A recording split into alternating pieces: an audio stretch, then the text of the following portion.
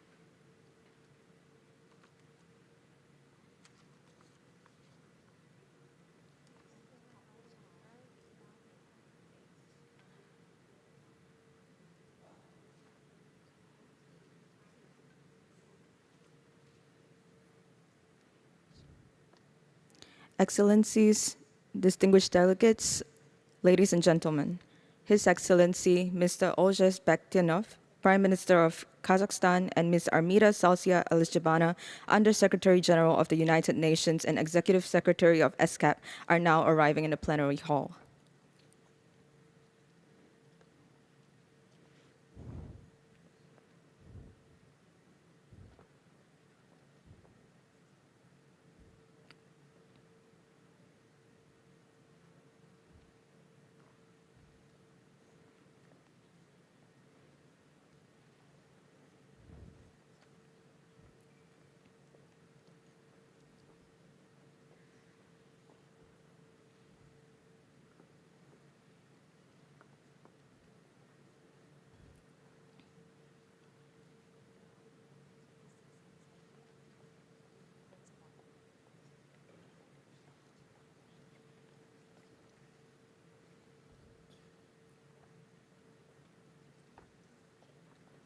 I would now like to request the conference room officer to play the opening video. Thank you.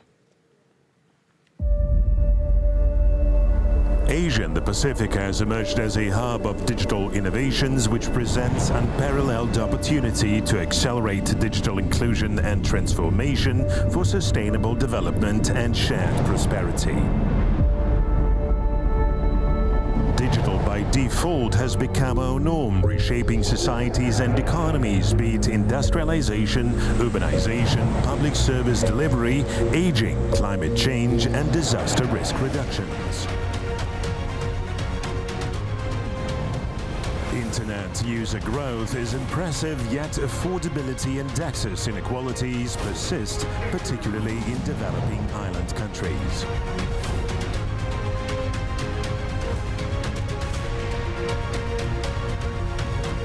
Despite extensive broadband coverage, many remain unconnected.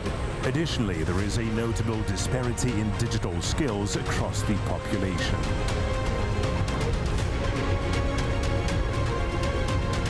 Addressing these issues is crucial for ensuring equitable digital participation. Today, we unite our voices and expertise to overcome barriers to sustainable development.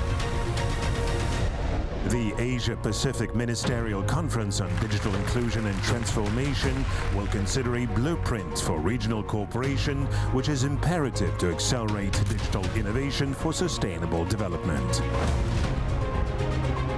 The conference will also aim to foster digital cooperation in order to bridge the digital divide, ensure the provision of digital skills training, strengthen digital connectivity, address and enhance digital trust and security, share good policies, practices and lessons learned, and promote inclusive digital economies and societies.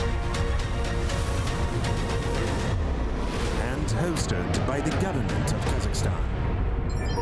Kazakhstan stands at the forefront of digital transformation, prioritizing the use of technology to improve economic development and enhance the quality of life for its citizens.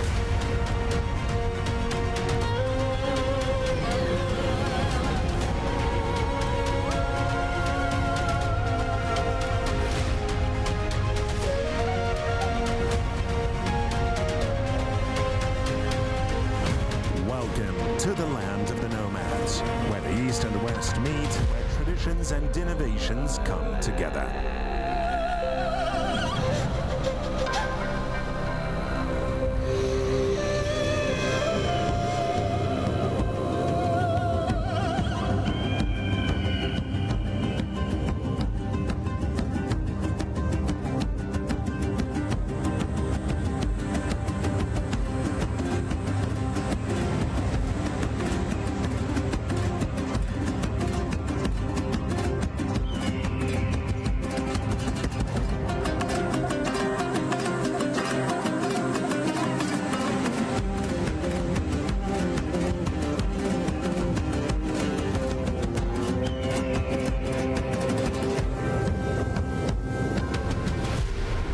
This conference be the catalyst for new successes and great achievements in the realm of digital inclusion and transformation.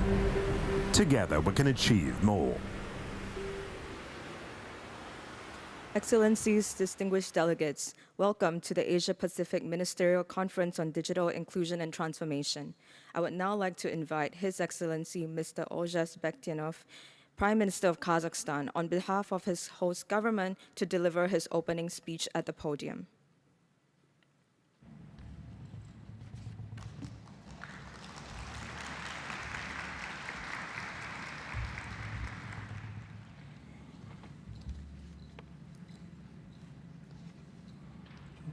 Distinguished conference participants, ladies and gentlemen, on behalf of the government of the Republic of Kazakhstan, I welcome you to the opening of the Asia-Pacific Ministerial Conference on Digital Inclusion and Transformation. For nearly 8 decades, ESCAP has significantly influenced the lives of over 4 billion people in the Asia-Pacific region. It is gratifying that Kazakhstan has been a full member of ESCAP for more than 30 years, and we all continue our progressive development in the spirit of partnership and good neighborly relations, based on the best global practices. I would like to express my special gratitude to the Executive Secretary of ESCAP, Armida Salsi Alice Jabana, for her contribution to the sustainable development of our region. I would like to note that the Commission continues to play a key role in promoting economic prosperity, social well-being, and environmental sustainability in the Asia-Pacific region. Over the years, our cooperation has covered key areas including environment, natural resources management, investment cooperation, trade, energy, and transport. As our head of state, Kassym-Jomart Tokayev, has repeatedly emphasized, digital technologies are opening up new horizons for business, education, and healthcare, driving economic growth and expanding opportunities for millions of people. Therefore, we are actively developing these fields. Today, Kazakhstan is among the 30 most digitalized countries in the world and ranks 8th in providing online services. Over 90% of all government services are available to the population via mobile devices. By the end of 2025, 5G networks will cover all cities of Republican significance and regional centers. Recently, a citizen service center was opened in the city of Karaganda, offering a comprehensive range of services from various organizations in one building. These centers will be scaled up in all major cities of the country. Overall, by the end of 2029, we plan to build a full-fledged ecosystem that ensures equal access to digital resources for the population and businesses. To create our own electronic resources, we are developing products in the field of artificial intelligence. Yesterday, in his address to the nation, our president announced that a National Artificial Intelligence Center would be established in Astana next year. This center will serve as a key platform for selecting effective solutions. We will welcome the development of cooperation in this area with all countries, including the Asia-Pacific states. As part of the development of the digital Silk Road, Kazakhstan, together with its neighbors, is implementing a project to lay fiber optic communication lines along the bottom of the Caspian Sea, extending to the Persian Gulf countries, and further expanding the transit potential of the West-East project. This will help form a modern infrastructure for data collection, storage, and processing to develop new technologies and attract major big tech companies. Bringing IT solutions from Kazakhstan to the global market is our current task, and the Astana Hub Technopark plays a key role in fulfilling it. Based on this hub, 15 regional technological hubs have been opened in various parts of the country, with 4 more planned to open by the end of this year. Currently, Astana Hub is home to 1,400 residents, including 400 foreign companies. All these companies enjoy a favorable investment climate. I would like to emphasize that Kazakhstan is always open to cooperation, new ideas, and real projects. Dear conference participants, to achieve the UN Sustainable Development Goals in our region, it is important to emphasize the principle that no one should be left behind. Therefore, digital inclusion is an essential element. Without this element, our goals cannot be achieved. Only through cooperation, knowledge sharing, and best practices can we ensure a sustainable and prosperous future for all. We are open to sharing our experience and knowledge. Therefore, I urge you to support the establishment of the Center for Digital Solutions for Sustainable Development in the Asia-Pacific region in Kazakhstan. The creation of this center will serve as an important catalyst for developing effective regional cooperation and will help reduce the digital divide between countries. Ladies and gentlemen, I'm confident that today's conference will be an important step towards creating a prosperous and secure future. I sincerely thank everyone for their participation. I wish you all fruitful work, constructive discussions, and effective cooperation. Thank you for your attention. Thank you, Excellency. I would now like to invite Ms. Armida Salcia-Alizjabana, Under-Secretary General of United Nations and Executive Secretary of ESCAP, to the podium to deliver her opening statement. Excellency, Prime Minister Ozas Bektanov, Excellencies, distinguished delegates, ladies and gentlemen, a warm welcome to ministers and delegates to the Asia-Pacific Ministerial Conference on Digital Inclusion and Transformation. At the outset, I would like to express my deepest appreciation to His Excellencies, the Prime Minister and the Minister of Digital Development, Innovation and Aerospace Industry of the Government of Kazakhstan for their unwavering support to our Commission and for hosting and co-organizing this ministerial conference. Excellencies, the Asia-Pacific region is a hub for digitally driven innovations. Digital by default has become our norm. It is restructuring our economies, bringing new opportunities for value creation, and reweaving the fabric of society to help tackle some of our most persistent sustainable development challenges. At the same time, digital transformation intersects with economic, environmental, and social risk of unseen complexity and uncertainty. Our digital world is one of divides. They run along income, age, education, and geographic fault lines, with the gender divide underlying all. Of equal concern is the uneven progress towards the SDGs. there is an immediate urgency to act on climate change. Our vast and diverse region, which is responsible to over half of the world's greenhouse gas emissions, is also particularly susceptible to the perils of climate change. Yet, amid these challenges, our region has been remarkably resilient and resourceful. Digital innovations are enabling smarter climate action and supporting efforts to dematerialize and decarbonize.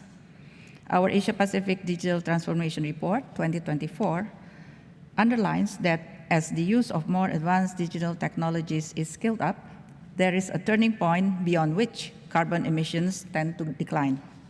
Furthermore, the increased use of generative AI in many countries is mitigating climate-related disasters. And as the accuracy and timeliness of early warning systems continue to improve with AI-driven geospatial data analytics. To leverage these opportunities, I would like to highlight 3 policy actions. First, breakthrough solutions are needed to bridge the digital divide. This is central to leveraging sustainable development opportunities and mitigating the socio-economic disparities exacerbated by digital divides. To achieve this, holistic policies that mobilize investment at scale in new infrastructure and connectivity, digital skills training, and lifelong learning opportunities across all sectors and disciplines are required. Second, directing investments towards scalable innovations with significant sustainable development impacts is crucial. Marginalized groups, in particular, are highly dependent on such scalable innovations, while more harmonized policy frameworks across the Asia-Pacific region can foster supportive investment environments for digital solutions. In this regard, we note the timeliness and welcome further consideration of the proposal of the government of Kazakhstan on a Digital Solutions Center for Sustainable Development. And third, strengthening regional digital cooperation is fundamental. Our region took a major step forward with adoption of the Action Plan for implementing the Asia-Pacific Information Superhighway Initiative 2022-26. It demonstrated the commitment and solidarity of members and associate members to collaborate on extending digital connectivity to all, harnessing new technology application and their data. The level of ambition needed for building an inclusive and sustainable digital future relies on a ministerial commitment to the implementation of a common vision. Excellencies, in conclusion, I would like to express our sincere thanks and appreciation to all members and associate members for their hard work that led to the final draft of the Astana Ministerial Declaration on Digital Inclusion and Transformation, which is before you today. In this regard, I would like to take the opportunity to extend my deepest gratitude to the government of Kazakhstan as chair and to the Republic of Korea as vice chair for bringing us to this point. In the spirit of collaboration, together we can leverage the opportunities presented by digital inclusion and transformation to accelerate sustainable development in Asia and the Pacific. I wish you all a very successful and productive conference. Thank you very much.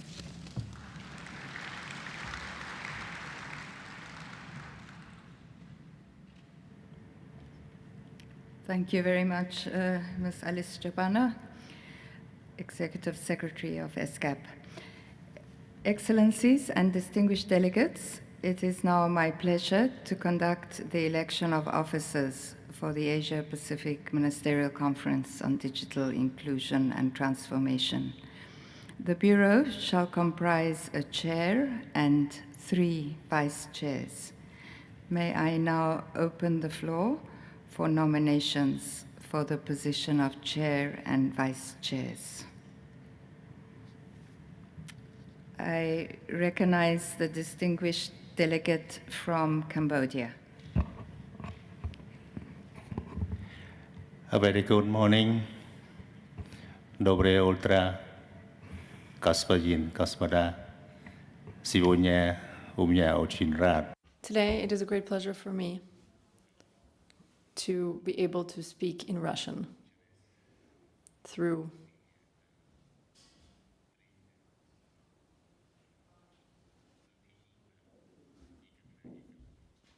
through this special occasion because I never have the opportunity to speak Russian. So today I get the unique opportunity to speak Russian, and that's why I'm speaking it today.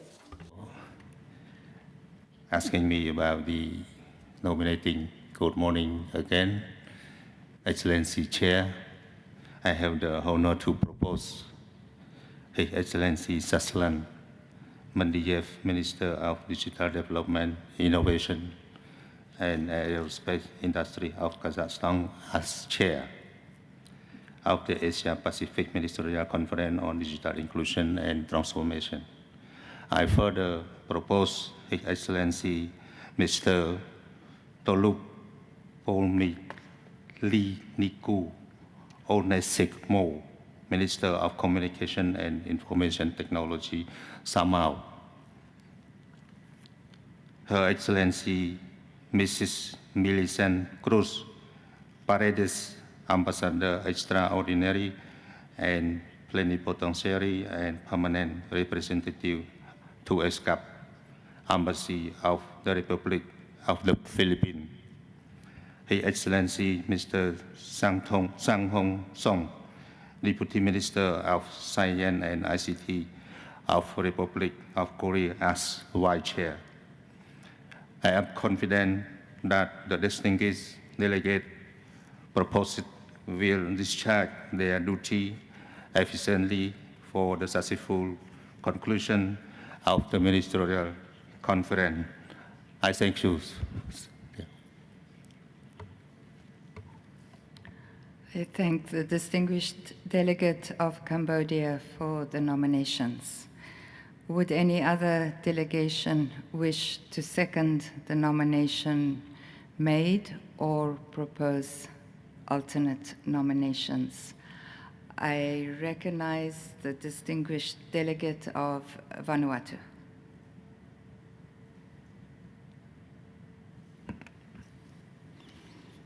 Thank you, Chair.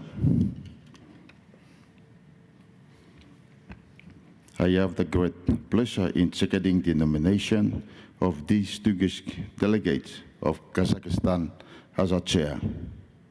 I further second the nomination of distinguished delegates from Samoa, the Philippines, and the Republic of Korea as the vice chair. I am also confident that under the proposed Bureau's leadership, the Ministerial Conference will be led to a successful conclusion. I thank you. I thank the distinguished delegate of Vanuatu. Are there any other nominations?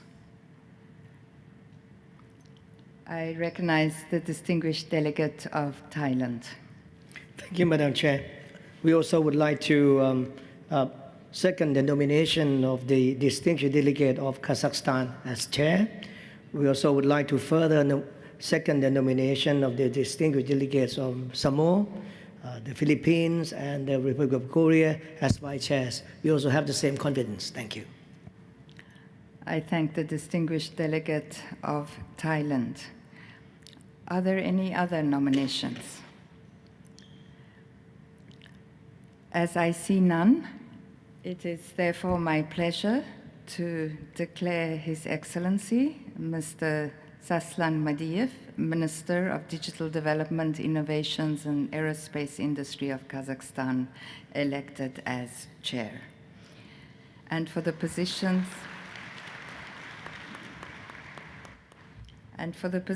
of vice chair, His Excellency, Mr. Tulupe Onesome, Minister of Communication and Information Technology, Samoa. Her Excellency, Ms. Cruz Paredes, Ambassador Extraordinary and Plenipotentiary and Permanent Representative of ESCAP, Embassy of the Republic of the Philippines. And His Excellency, Mr. Sang Hong Song, Deputy Minister of Science and ICT of the Republic of Korea. Please join me in congratulating the Bureau.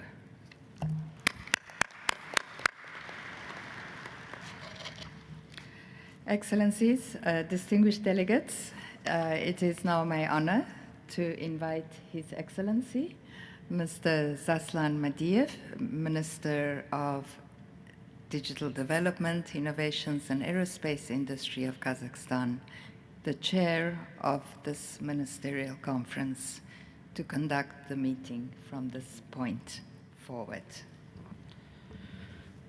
Excellencies, Prime Minister, Madam Executive Secretary, distinguished delegates. I thank you all for the all confidence placed in me and the honor you have bestowed on my country and on me.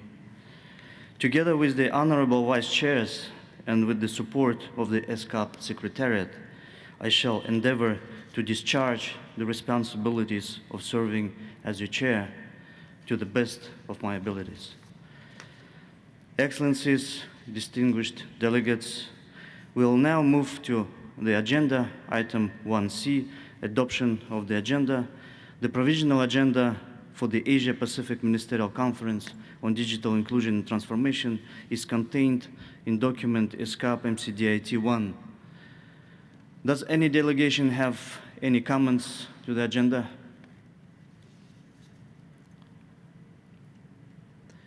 I see none. May I propose to the conference that the provisional agenda as contained in document ESCAP MCDIT-1 be adopted. The agenda is adopted.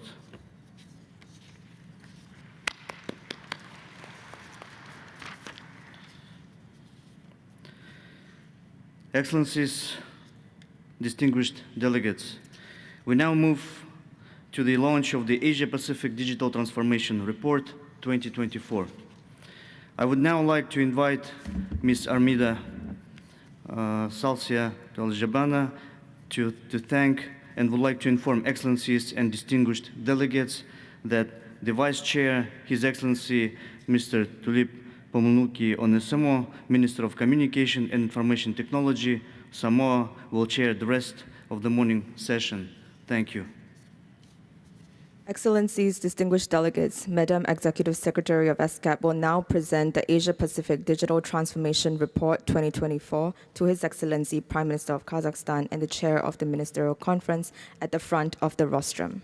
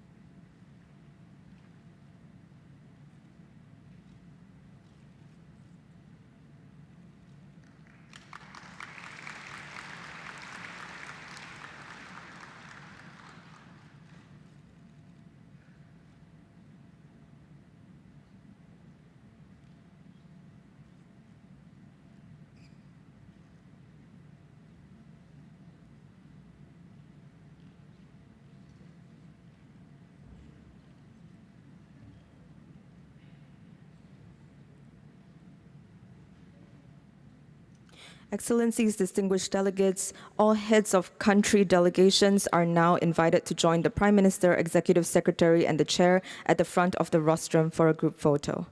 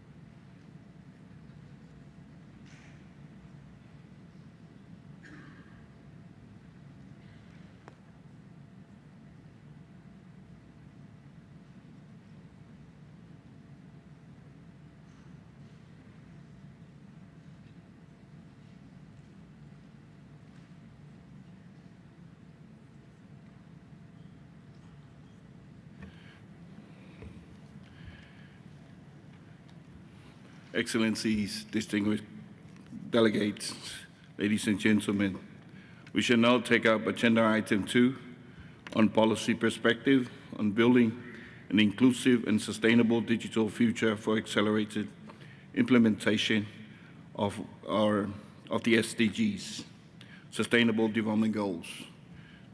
The document pertaining to this agenda item is SCAP/MCD-IT/2.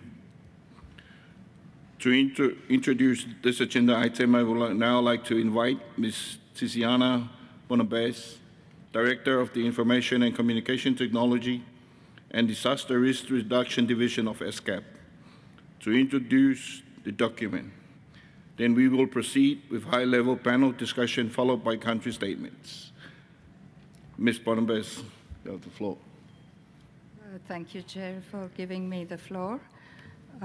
It is my pleasure to introduce document SCAP/MCDIT/2, titled Policy Perspectives on Building an Inclusive and Sustainable Digital Future for Accelerated Implementation of the Sustainable Development Goals.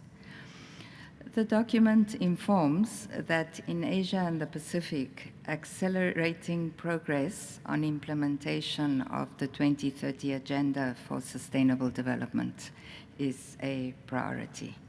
And in this regard, the support of enabling policy and regulatory environments, innovations in digital technology applications are emerging as a powerful means of implementation. The document highlights the wide-ranging applications of digital technologies across sectors and services, including innovations in government technology, digital finance, digital platforms, which provide opportunities to accelerate implementation of the SDGs. The document also provides a summary of the key findings contained in the just launched Asia-Pacific Digital Transformation Report, its 2024 edition, which this year focused on digital innovation for smarter climate action. It illustrates good practices in the region, which demonstrate the contribution of digital innovation to climate change mitigation and adaptation in the areas of infrastructure, government, mobility, industry and trade, data centers, disaster risk reduction, and agriculture and biodiversity ecosystems. The document further proposes policy recommendations to strengthen regional cooperation on digital transformation. And in this regard, participants in the Ministerial Conference may wish to provide guidance on the policy recommendations presented and provide further guidance on strengthening regional cooperation on digital transformation and sustainable development. I thank you, Chair. Thank you, Ms. Thank you, Ms. Bonabes. I would like to now invite panelists of high-level panel session on policy perspective on building an inclusive and sustainable digital future for accelerated implementation of sustainable development goals.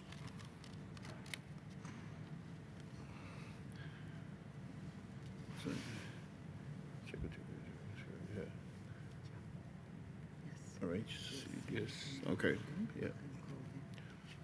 I will now call upon His Excellency Mr. Chang Hoon Song, Deputy Minister of the Office of ICT Policy, Ministry of Science and ICT, Republic of Korea. His Excellency, is he here? Mr. Sang Hoon Song. Everyone give a round of applause.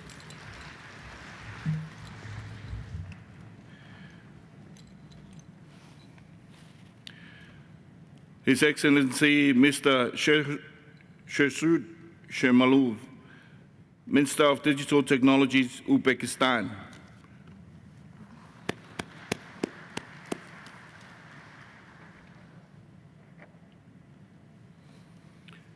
From the USA, Honorable Ambassador Mr. Stephen Lang, U.S. Coordinator for International Communication and Information Policy, Bureau of Cyberspace and Digital Policy, United States Department of State.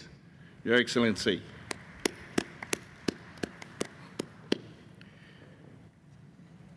And lastly, representing ITU, Ms. Solina Abdullah, Chief of Strategic Planning and Membership and Special Advisor to the Secretary General of ITU. Your Excellency, Ms. Abdullah.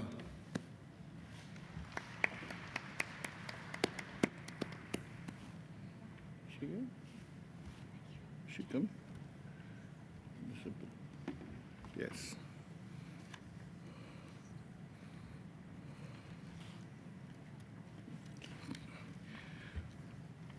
Ladies and gentlemen, Excellencies, distinguished delegates, we shall now proceed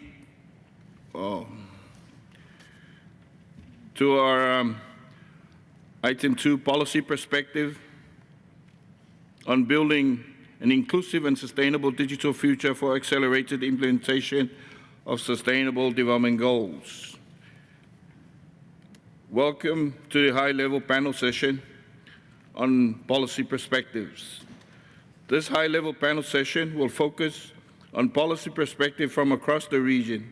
Our panelists will highlight their diverse experience and country initiatives that have been implemented to accelerate the achievement of Sustainable Development Goals. I would now like to invite our distinguished speakers to share their insights on this topic. Panelists are kindly requested to please ensure that interventions are limited to 5 minutes or less. First, I would like to call on Your Excellency Mr. Shersud Shermatov, Minister of Digital Technologies of Uzbekistan. Could you share your vision for Uzbekistan's digital future and what digital strategies and initiatives are being implemented for sustainable development? Your Excellency, Mr. Shermakul. Thank you very much, Your Excellency. Dear ladies and gentlemen, I'm honored to be here in this important conference. And I'm very pleased to share our vision for Uzbekistan's digital future and the initiatives we are implementing to ensure sustainable development. Uzbekistan envisions a future where digital technology serves as a powerful tool for economic growth, social inclusion, and environmental sustainability. We aim to create a dynamic digital landscape that fosters innovation and connects our citizens, ensuring that everyone benefits from the opportunities presented by the digital revolution. The government is committed to digitizing public services via e-government platform. This initiative enhances efficiency and transparency while providing citizens with easier access to public services and streamlining bureaucratic processes. As a result, in recent years, we have increased the number of digital services available in our unified portal of state services by 2.1 times, which has led to almost 4 times rise in the number of users.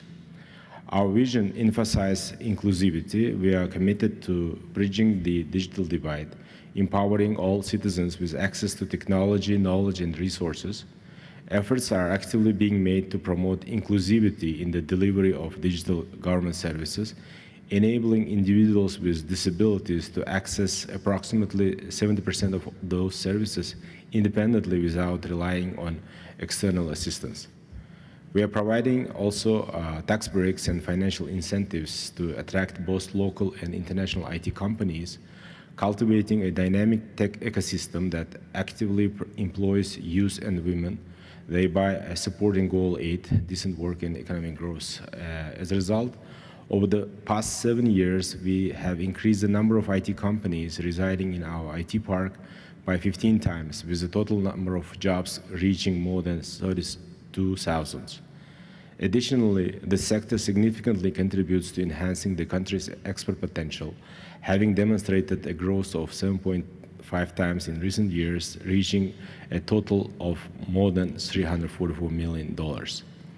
We are making substantial investments in enhancing digital infrastructure, especially in rural and remote regions, to guarantee universal access to high-speed internet. For instance, we have successfully achieved coverage of around 98% of all populated areas in the country with broadband mobile internet. To empower our workforce, we are launching comprehensive nationwide programs focused on digital literacy and skills training.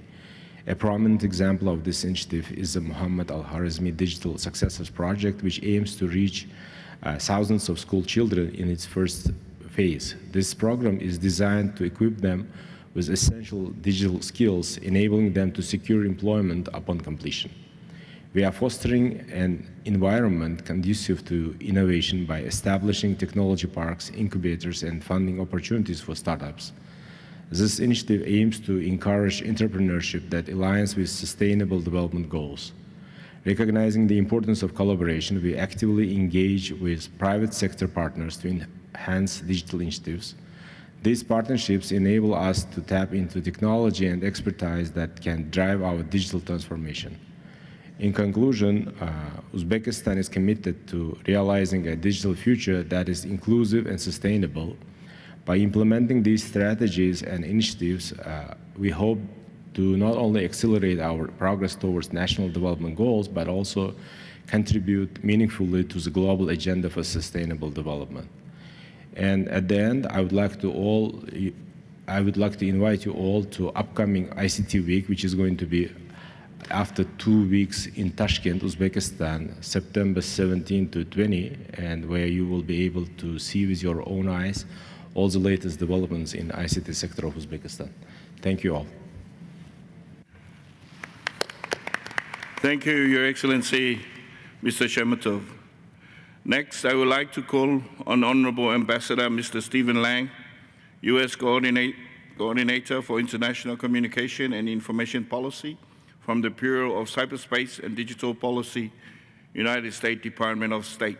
Mr. Ambassador Lang, please could you share perspectives of your country's policies for building a more inclusive digital future and some success digital transformation initiatives supported by the United States that have contributed to accelerating the implementation of the SDGs. Mr. Ambassador.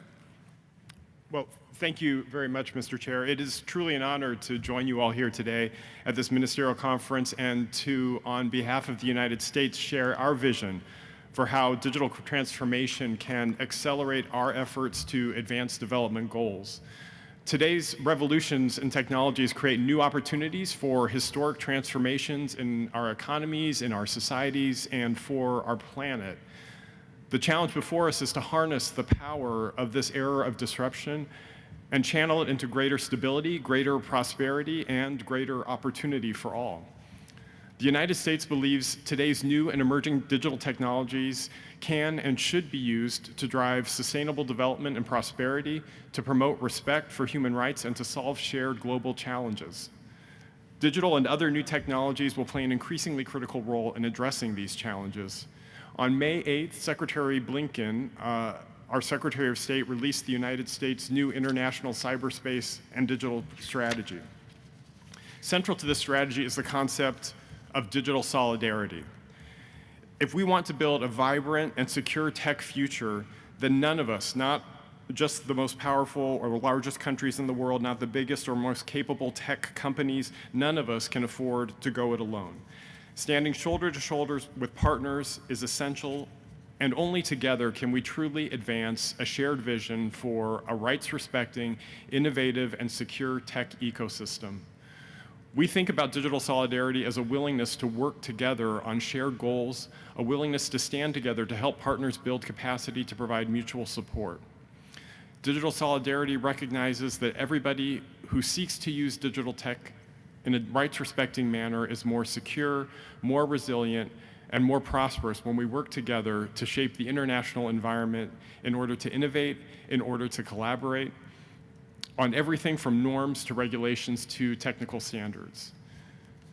We in the United States are committed to working together, especially with emerging economies, and deploying safe, secure, resilient, and sustainable digital technologies to advance their sustainable development goals and build stronger and inclusive and more inclusive innovation economies that can shape our mutual economic and technological future. We appreciate the role that ESCAP and its committees and specialized institutes play in assisting members and associate members in integrating technology, science, and innovation into their efforts to advance human development, reduce risk of disasters, and accelerate the accomplishment of the Sustainable Development Goals. We thank especially the government of Kazakhstan and Minister Madiev for their vision in organizing with the ESCAP Secretary this ministerial conference, and for their gracious hospitality in welcoming all of us here to Astana. And we're proud of the increasing work that the United States has undertaken, joined in recent years with ESCAP. At the 80th Commission meeting in April, we were pleased to be able to announce the funding of a junior program officer to support the work of ESCAP's Committee on Information and Communication Technology and Science, Technology, and Innovation, who will start work soon. And today, I am pleased to be able to announce that the United States will contribute nearly $1 million to support the development of a training curriculum on open radio access network technologies through the Asia and Pacific Training Center for Information and Communication Technology for Development, or APCICT. This training for ESCAP members is expected to support over 400 ESCAP officials in multiple languages as they consider how best to structure future telecommunications networks that will bring secure, interoperable 5G communication solutions to development needs in their countries. I'm hopeful that these steps will be followed by many more others in partnership to strengthen ESCAP's capabilities in supporting members' development through technological innovation, adoption, and transformation. We are committed to partnering with any country and institution to develop and deploy technology that is open, safe, and secure, that promotes inclusive and sustainable growth, that fosters resilient and democratic societies, and that empowers all people. So I again would like to thank the ESCAP Executive Secretary Alice Jabana, the Secretariat staff, Minister Madiev, and the government of Kazakhstan, and all the distinguished delegates for being here today, and we look forward to the remainder of the ministerial conference. Thank you.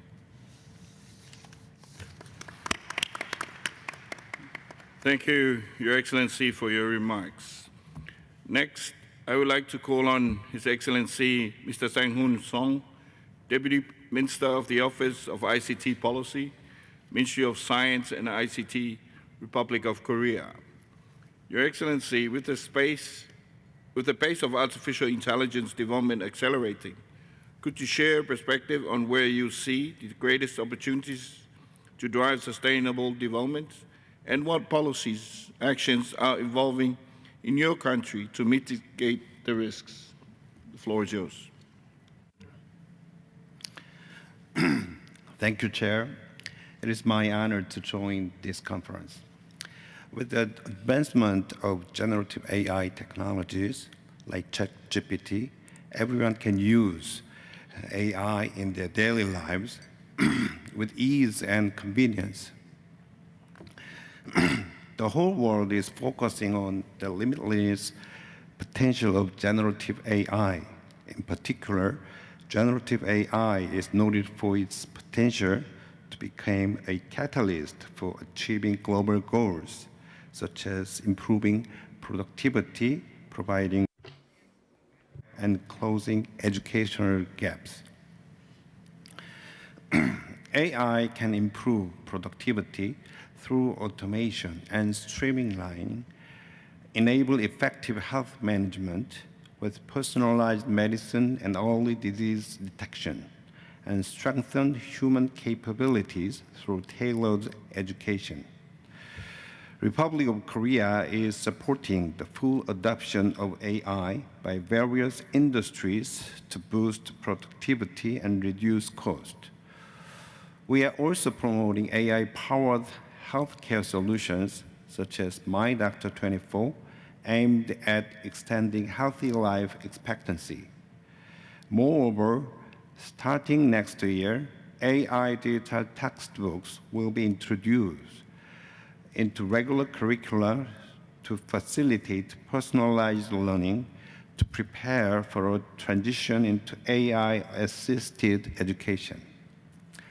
Although the world is amazed at the innovative potential of emerging digital technologies like AI, there is also a shared recognition that we need to address the risks that come up with it.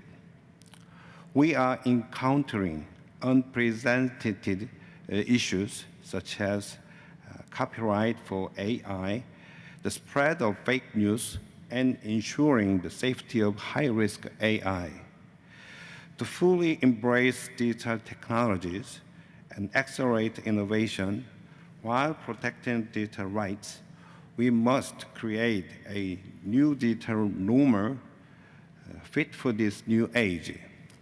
To this end, in September 2022, Korea's President Yoon Suk-yeol proposed the New York Initiative, emphasizing that digital innovation should be aimed at ensuring universal human values such as freedom, human rights, and solidarity. Building on this, the Korean government went through broad public consultation and established the Digital Bill of Rights in September 2023. In May this year, the government announced a roadmap, New Digital Order Establishment Plan, to implement policies that incorporate these values. Moreover, considering the rapid development of AI and diverse cases of misuse and abuse, Korea is implementing policies to mitigate AI risks such as hallucination.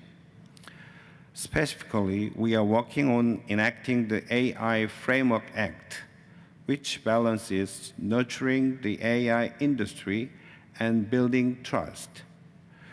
This act will include appropriate regulatory measures such as mandatory safety measures for high-risk AI operators. To support the voluntary implementation of safety measures by the private sector, Korea published the AI ethics guidelines in 2020, reflecting OECD AI principles. These guidelines include self-assessment checklists for AI service planners and providers, and developing guides for developers. Furthermore, a reliability verification and certification system through reputable third-party organizations has been established to encourage private sector's voluntary compliance with these guidelines. Korea is also expanding international cooperation to promote AI-driven innovation and measure safe use of AI. In May, we hosted the AI Seoul Summit with world leaders and international organizations, broadening the scope of global AI discussion from safety to innovation and inclusion. Our AI Safety Institute is to be established in this year to serve as a hub for AI safety in the Asia-Pacific region in collaboration with other countries. For digital technologies like AI to benefit humanity, the international community must join hands and work together to establish governance frameworks and enhance safety. This conference is part of such effort. Korea will continue to actively contribute to promoting international cooperation to build an inclusive and sustainable digital future. Thank you.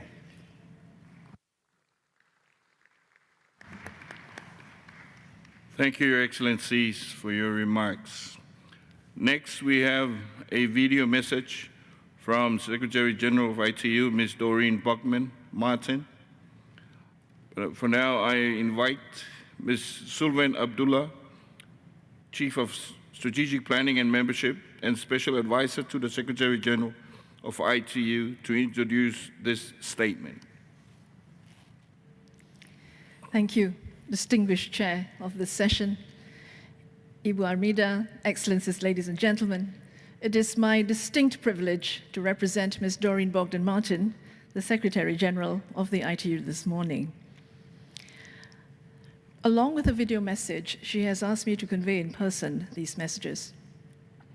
In our rapidly evolving digital landscape, the importance of digital inclusion and digital transformation cannot be overstated. As we navigate the complexities of global digital transformation, it's crucial to recognize that no single entity can achieve this monumental task alone. Partnership is important at all levels, whether international, regional, or national, or across stakeholders. Digital inclusion and transformation are two topics at the very heart of ITU's work on radio communication, standardization, and digital development.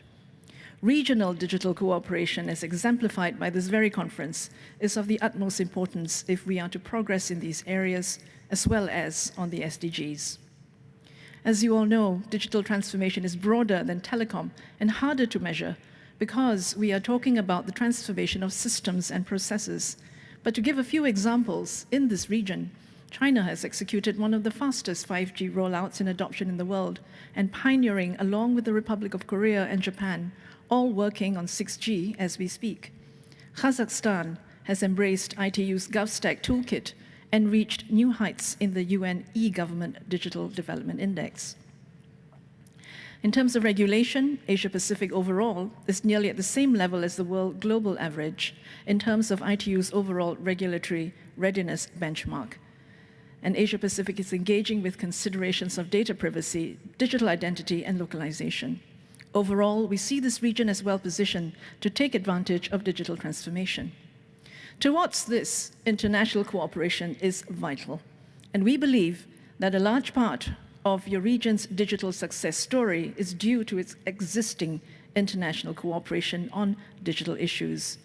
We are committed, ITU as one, to our cooperation with this region through initiatives such as the Partner to Connect, Digital Coalition, GIGA, aiming to connect every school in the world to the internet, Green Digital Action, another coalition of more than 40 members, and of course, a key challenge today is artificial intelligence. And ITU's AI for Good program highlights how these technologies can help meet all 17 SDGs. There is then WSIS. For the last 20 years, ITU has helped to build on the outcomes of the World Summit of the Information Society, convening the WSIS Forum and keeping pace with technology, ensuring alignment with the 2030 Agenda. Next year is critical for WSIS as we mark 20 years of cooperation.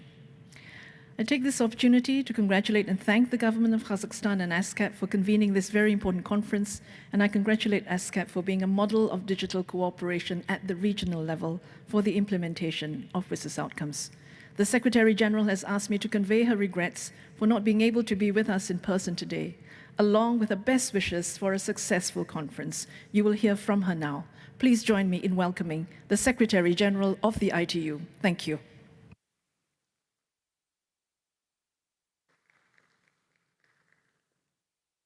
Excellencies, ladies and gentlemen, greetings from Geneva. I wish I could join you in Astana as you delve into topics that are at the core of ITU's mission: digital inclusion and transformation.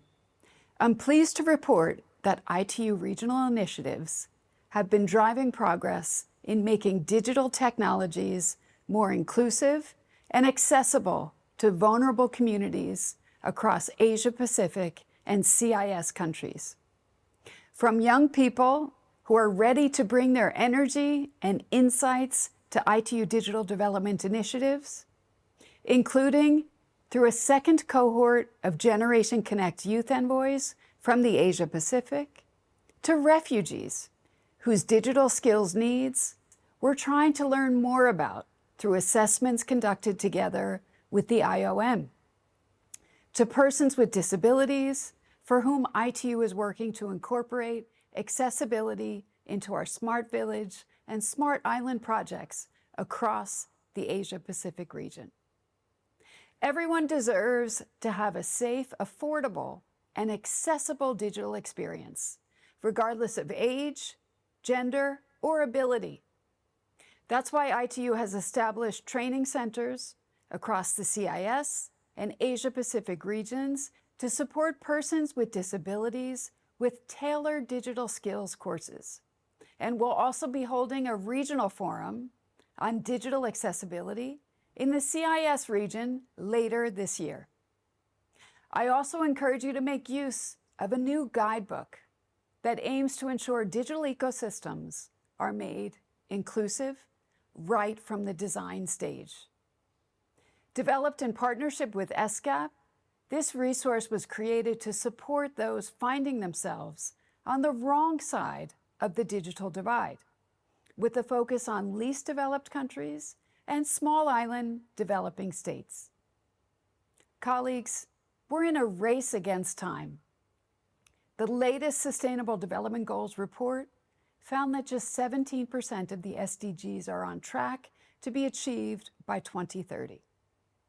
During a recent visit to ITU, UN Secretary General Antonio Guterres called for urgent action to advance digital transformation while leaving no one behind. He encouraged us to make sure that technology serves as a bridge and not a barrier to a better world. Let's remember the importance of the WSIS process as we heed this call. The WSIS Plus 20 review, already underway, is a critical opportunity to take stock of our progress, identify areas for improvement, and recommit to the action lines that anchor our efforts to rescue the SDGs. Let me congratulate the UN Regional Commissions and especially ESCAP for your dedicated efforts in aligning the WSIS process with regional development goals. With the Summit of the Future and the planned adoption of the Global Digital Compact taking place in just a few weeks from now, our path forward is clear. We must continue aligning digital inclusion with the pace of digital transformation. And we must do it together as a fit for future ITU and as one United Nations. Thank you.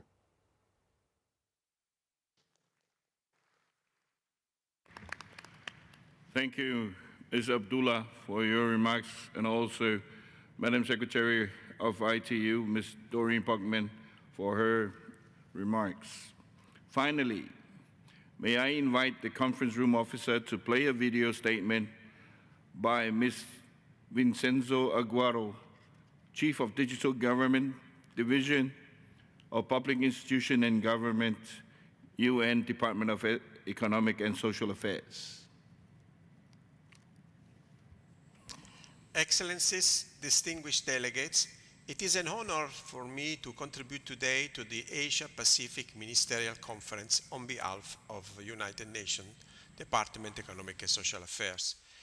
In this brief message, I will share key findings from the upcoming 2024 e-government survey, which will be launched in September at the Summit of the Future in New York.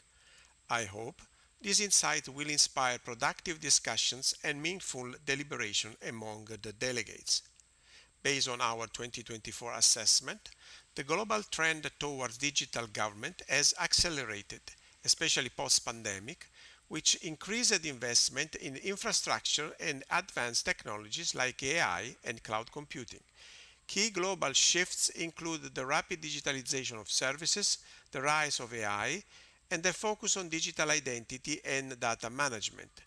These developments are coupled with a growing emphasis on viewing digital progress through an equity lens, prioritizing inclusiveness, safety, and accessibilities. Regions worldwide have made significant strides. This collective momentum underscores Asia's emerging leadership in global digital development, led not only by historical digital leaders like Korea, Singapore, and Japan, but as by several key groups such as the Gulf Cooperation Council countries as well as the Group of Central Asia countries.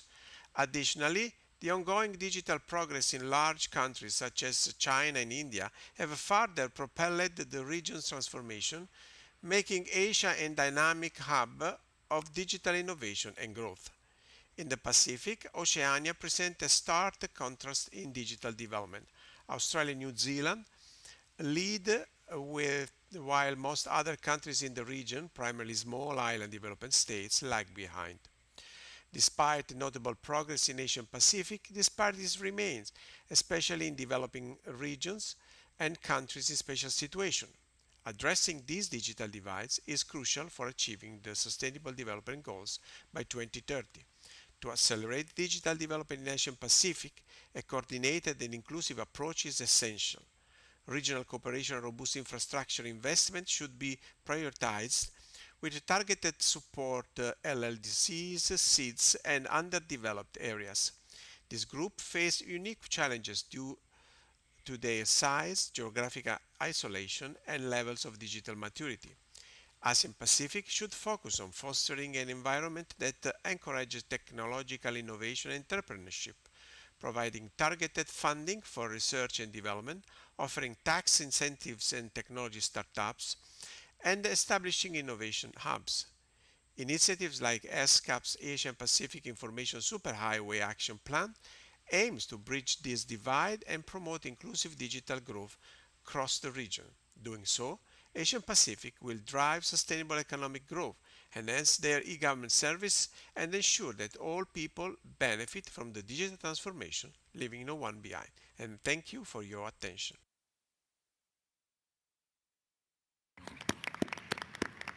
Thank you, Your Excellencies.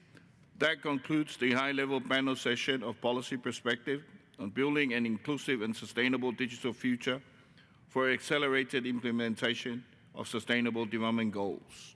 Our esteemed panelists shared their insight, perspectives on accelerating digital inclusion for sustainable developments based on their countries and organization experiences.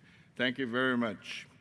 I would like to thank all the distinguished panelists for their time and insightful contribution to this important session. And thank you all for your kind attention. Thank you.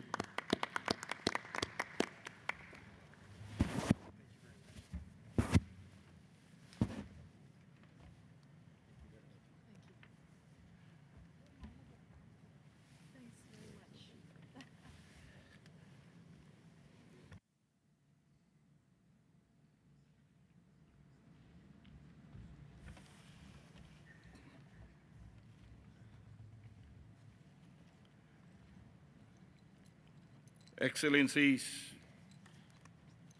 distinguished delegates, we shall now proceed to the country statement for agenda item 2.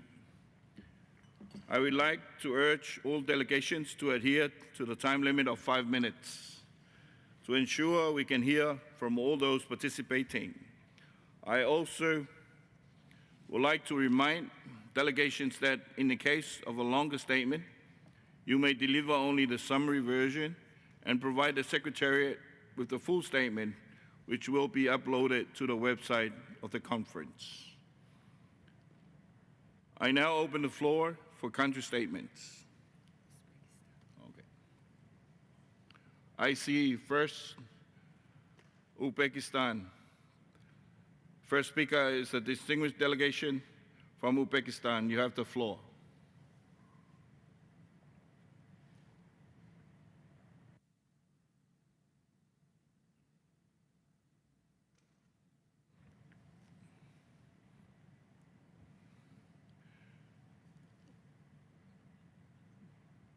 First on our list is a delegation from Uzbekistan. Sorry.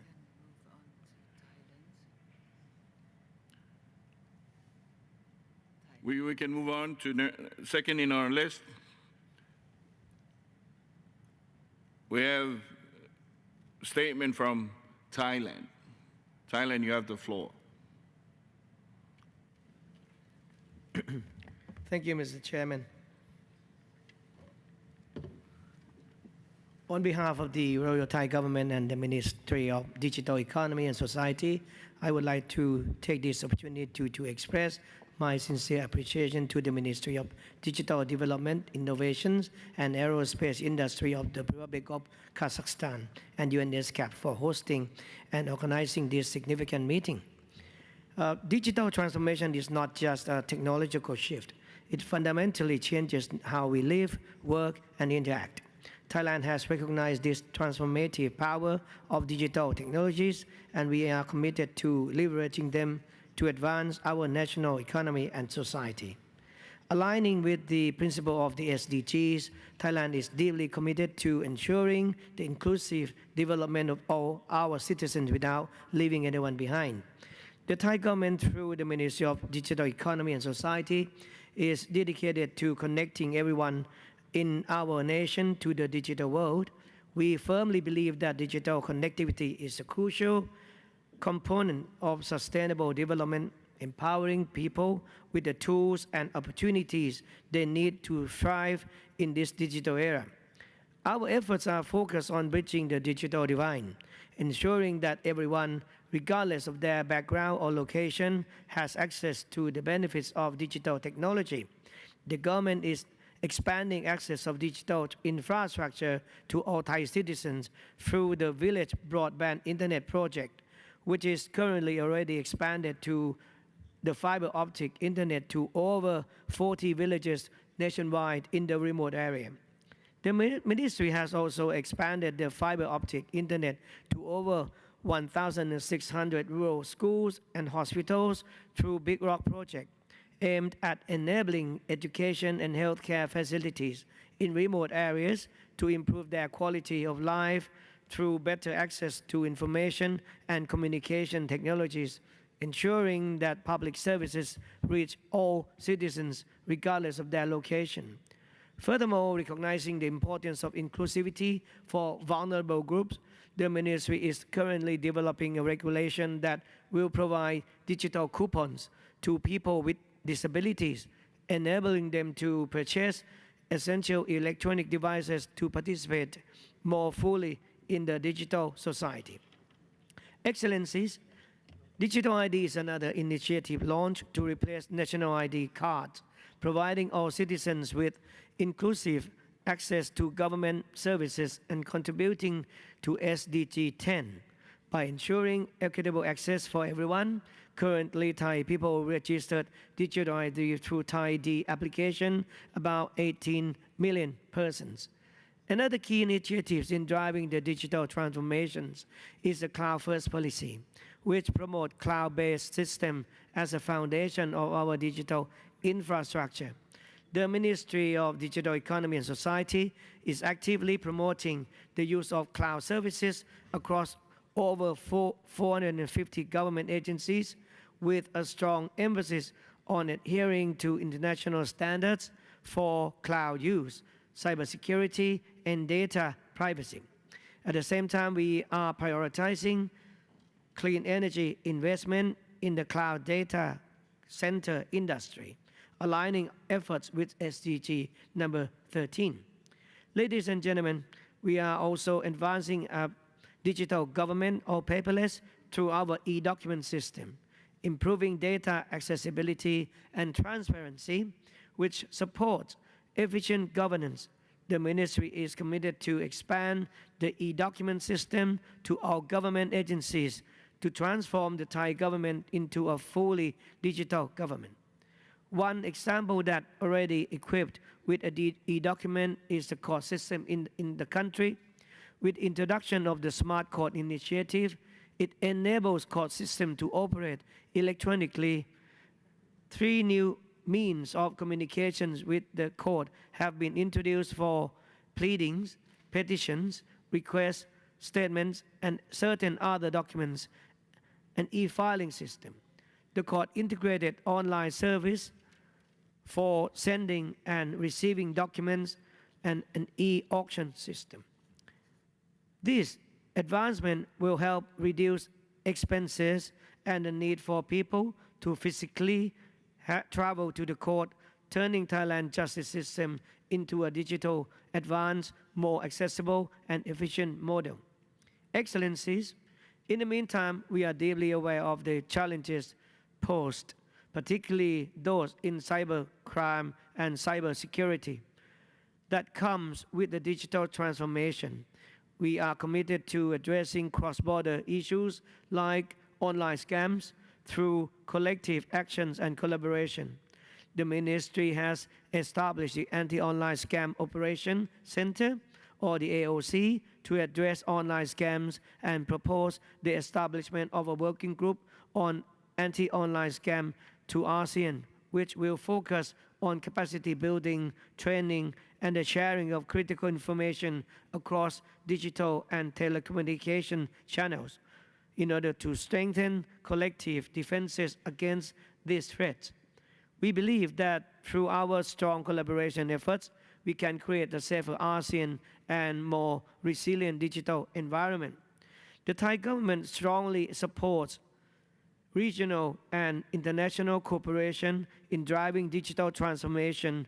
We are open to partnership across Asia and the Pacific to promote digital literacy, support inclusive innovation ecosystems, and ensure trust and security.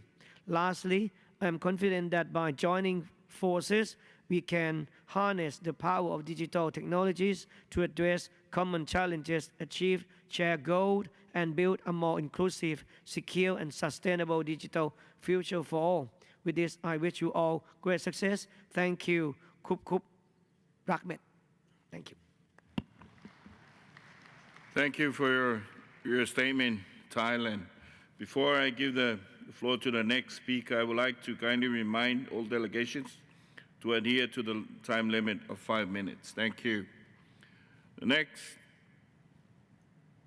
on our agenda will be a statement from Japan, followed by China, and then a statement from Philippines. Japan, you have the floor. Thank you, Mr. Chair. It is an honor to join you today at the Asia-Pacific Ministerial Conference on Digital Inclusion and Transformation, and to make a statement on behalf of the government of Japan. I wish to express our special thanks to the government of Kazakhstan for its initiative in hosting this important regional event, and to the ESCAP Executive Secretary, Dr. Alice Japana, and her secretariat for the tremendous efforts in organizing this week's session.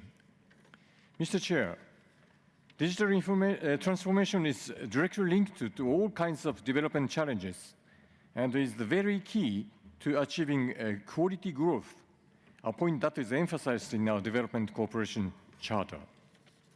Japan recognizes the importance of working together with various stakeholders in the region to ensure digital access under such principles as equity, universality, and affordability, while ensuring security, interoperability, the protection of personal data, and respect for human rights, including gender equality, so that they are built into global connectivity. Japan strongly supports promotion of an open, free, global, interoperative, reliable, and secure Internet. It is our view that ensuring a free flow of data with trust and freedom of expression on the Internet will definitely help promote innovation, economic growth, employment, and sustainable development. We stand ready to work together with multi-stakeholders in the region to move forward towards these goals. Especially after the COVID pandemic, Japan has been actively promoting cross-border collaboration involving multi-stakeholders in order to solve social issues in the region.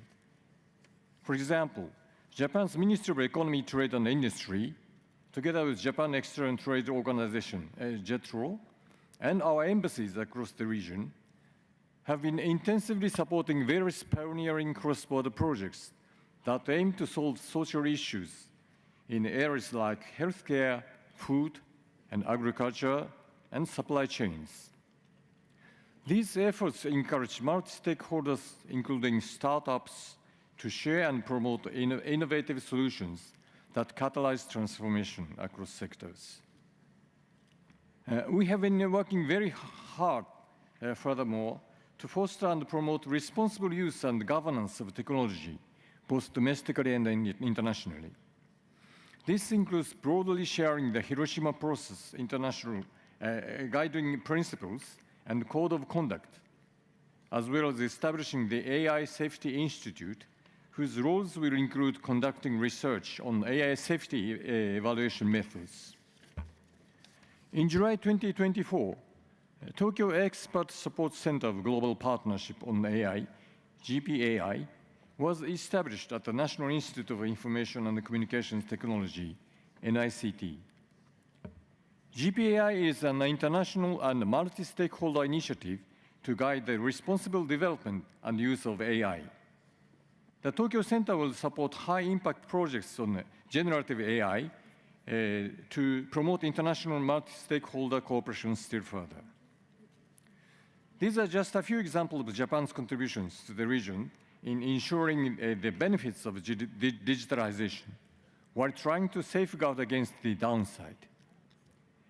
We look forward to cooperating closely together in the digital arena to further achieve the SDGs in our region. I will submit the rest of my comments in writing, including on Agenda 3. Thank you very much for your attention. Thank you, Japan, for your statement. Next in our member statements will be China, followed by Philippines, and then the USA. China, you have the floor. Thank you, Mr. Chair. Distinguished delegates, good morning to you all. It's very pleasant to participate in the conference, and I would like to thank UNESCAP and our host, the Republic of Kazakhstan, for the thoughtful arrangements made for this conference. The Chinese government attaches great importance to the digital economic development and had implemented such a strategy. We have promulgated the 14th Five-Year Plan for Digital Economy Development, the Master Plan for the Building of Digital China. We have used them to serve our national economy and people's lives. And in this regard, we have taken the following measures. Firstly, we had improved the inclusiveness of information communication services. We had strengthened the construction of digital infrastructure, which is a vital step to narrow the digital divide. China has built the world's largest fiber optic and mobile broadband networks. By the end of July 2024, China has built and launched 3.996 million 5G base stations, ranking first in the world. And over 90% of administrative villages now have access to 5G connection. Internet penetration rate in rural area has reached 66.5%.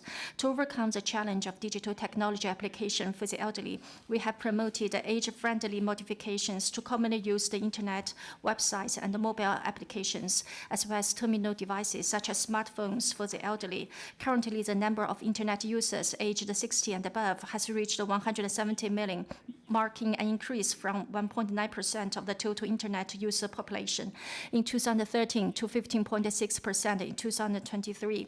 China is actively promoting the digitalization of education. All primary and secondary schools in the country has been connected to the internet. National Smart Education Platform is now the world's largest educational resource library, with 43.36 billion views in total, and users coming from more than 200 countries and regions. Secondly, empowering industries through integrated application of digital technology. We are actively promoting the empowerment of industries through new generations of digital and ICT, such as 5G, big data, cloud computing, and AI. By the end of December 2023, 421 national-level intelligent demonstration factories and over 10,000 provincial-level digital workshops and smart factories had been constructed. In terms of smart ports, by the end of June 2024, China had 49 automated container terminals and bulk cargo terminals under constructions or in operation, the highest number in the world. In terms of building smart cities, pilot projects had been launched in 290 cities across the country. With the rapid development of internet economy, new forms and models of business such as e-commerce, sharing economy, online education, and mobile payments are widely popular. In 2023, online retail sales totaled 15.4 trillion yuan, ranking first globally for 11 consecutive years and making China the world's largest market for the mobile payments and online retail. China has accelerated the development of AI industry and carried out the AI Plus initiative to empower new industrialization. And China also promoted the digital transformation of SMEs. The Chinese government acknowledges that SMEs represent both a priority and a challenge in the drive towards digital transformation. We have implemented robust measures to bolster the digital transformation of SMEs. We are promoting the adoption of digital technology to innovate their business process and consolidating a range of social resources to facilitate their digital advancement. And fourthly, we have deepened international exchange and cooperation in the digital domain. China understands that promoting digital inclusion and transformation is conducive to accelerating the implementation of 2030 SDGs. China has attached great importance to the international cooperation in the digital domain and actively engages with nations globally to exchange insights on digital policies, strategies, and standards, share experiences and best practices in areas such as digital infrastructure development, digital technology application, and digital transformation of SMEs. We had continued to deepen multilateral cooperation with all ASCAP member states, actively participate in exchange and cooperation programs, and the action plan for implementing the Asia-Pacific Information Superhighway Initiative 2026 to 2026. Mr. Chair, distinguished delegates, the conference had provided a valuable platform for exchange among member states. Bridging the digital divide and using digital technology to promote economic social development is a major task and a common challenge faced by all countries today. China is ready to further deepen friendly and cooperative relations with ASCAP and all member states in a joint effort to explore the path towards mutually beneficial digital development and inject strong momentum into the digital inclusion and transformation of the Asia-Pacific region. We would like to wish this conference a great success. Thank you all for your attention. Much, China, for your statement. The next speaker will be Philippines, followed by USA, and then United Kingdom. Philippines, you have the floor. Thank you, Chair. I'd like to thank, first of all, the government of Kazakhstan and the UN ESCAP Secretariat for the excellent arrangements for all delegates. We stand at a critical juncture in history where the rapid advancement of digital technologies offers us a unique opportunity to drive progress toward sustainable development goals. The power of digital transformation extends far beyond economic growth. It is a crucial tool for creating a more inclusive, equitable, and sustainable future. In the Philippines and across the Asia-Pacific region, we have seen firsthand how digital innovations can uplift communities, enhance governance, and foster economic development. But the true promise of digital transformation lies in its potential to address the most pressing challenges of our times, such as climate change, inequality, and poverty. As we move forward, it is imperative that we integrate these technologies into every aspect of our national and regional policies to ensure that no one is left behind. Our efforts must focus on building a robust digital infrastructure that supports the demands of a growing digital economy while being mindful of the environmental impact. Digital solutions must be seamlessly integrated into our strategies for climate resilience and sustainability, ensuring that they contribute to reducing carbon emissions and protecting our most vulnerable communities from the effects of climate change. Encouraging innovation within the business sector is crucial. By promoting sustainable practices and adopting green technologies, we can align digitalization with sustainability, driving both economic growth and environmental protection. Equally important is public awareness and education. As we embrace digital transformation, we must ensure our citizens are equipped with the skills to thrive, making digitalization a shared benefit for all. Finally, regional cooperation is essential. The challenges we face are global, and only through collaborative efforts can we create a cohesive digital ecosystem that accelerates progress toward the SDGs, harnessing the full potential of digital transformation for a sustainable future. Thank you, Chair. Thank you very much, Philippines. The next speaker will be the United States of America, followed by United Kingdom and Micronesia. United States of America, you have the floor. Thank you very much, Mr. Chair. And I actually don't have anything further to add to the comments that we made during the panel presentation. I'd just like to reiterate my thanks to ESCAP and to the government of Kazakhstan for hosting this ministerial event. Thank you. Thank you very much, USA. Next speaker will be the United Kingdom for their member statement. Thank you very much, Mr. Chairman, and I'm delighted to be here today to deliver a statement on behalf of the United Kingdom. Now, we all know, as we're discussing today, digital technologies are absolutely central to delivering progress on the Sustainable Development Goals, which all of us have committed to. They're a critical engine of growth, both for developed and for developing countries, and the foundation for the effective delivery of basic services, such as health and education, to many of the world's poorest people. The UN estimates that 70% of SDG targets can benefit from digital technologies.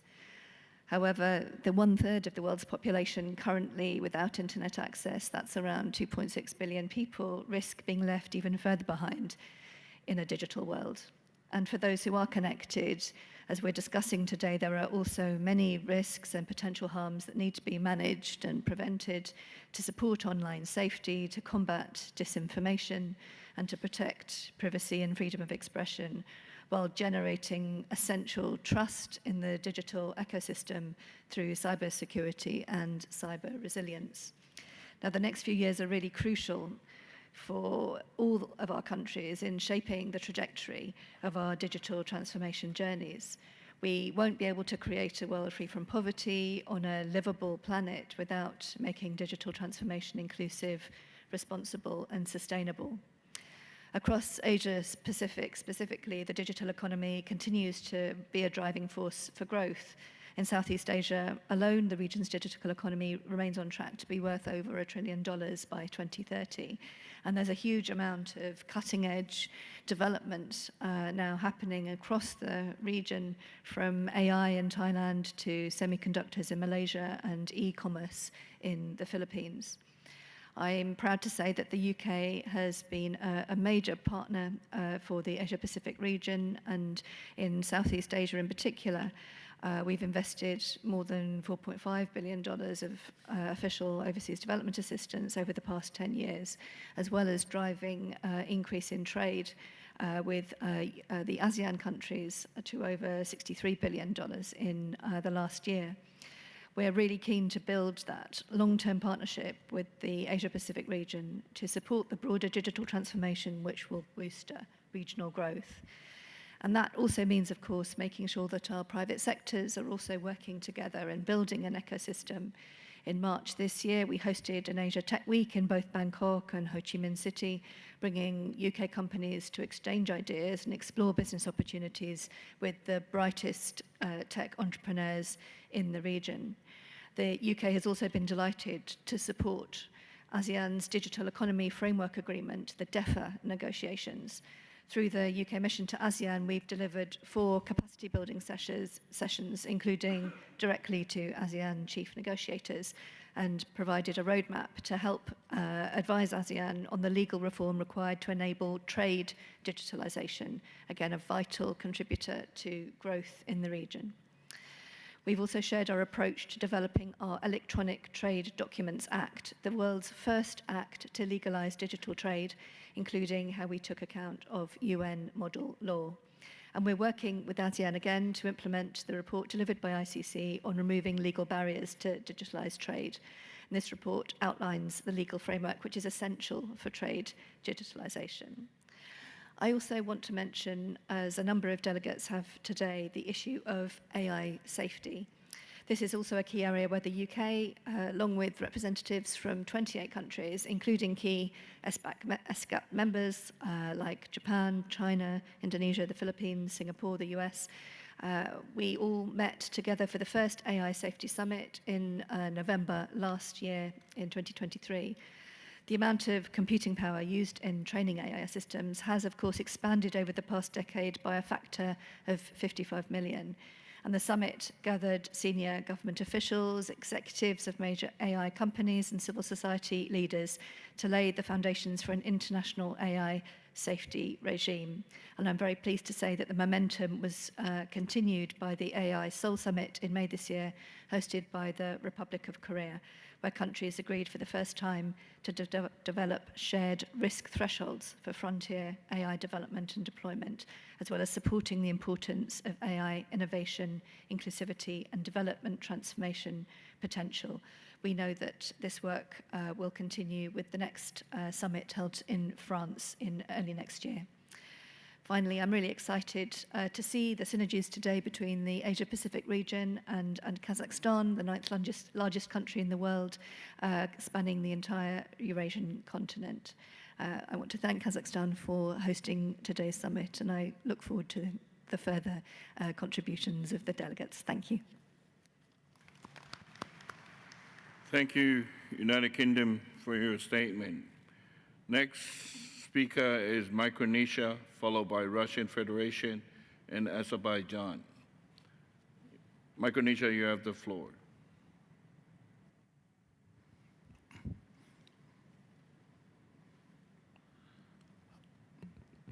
Honorable Chair and Vice Chairs, distinguished ministers, excellencies, ladies and gentlemen. With all protocols observed, it is with honor and gratitude that I speak to you today in this Asia-Pacific Ministerial Conference on Digital Inclusion and Transformation. On behalf of the Federal States of Micronesia, or FSM, I extend our deepest appreciation to the government of Kazakhstan and the UNESCAP for convening this important conference. For those who are not familiar, the Federal States of Micronesia is a nation of 607 islands scattered across an area of 3 million square kilometers in the Western Pacific Ocean. For centuries, our people have lived in harmony with the land and sea, navigating the challenges of island life with resilience and resourcefulness. But for too long, the isolation of islands meant that many of our communities were left disconnected from the world, their potential untapped, and their voices unheard. Today, however, we stand at the dawn of a new era, an era of digital transformation that is bringing light to even the most remote corners of our nation. Through the power of digital connectivity, our islands are no longer separated by many miles of ocean, but are instead getting connected by the invisible threads of technology that link us to each other and to the global community. The transformation has been profound. Where once students on remote islands struggled to access quality education, today they can connect to the world's knowledge through teleeducation, expanding their horizons and dreams. Where once our people had to cross the open ocean and travel long distances to receive health care, they can now access life-saving consultations through telemedicine from their own homes. And where once our entrepreneurs faced insurmountable barriers to reaching markets beyond our shores, today they can engage in e-commerce, bringing the unique products of Micronesia to the world and vice versa. This is the power of digital inclusion. It bridges divides, empowers our people, and creates opportunities that were once unimaginable.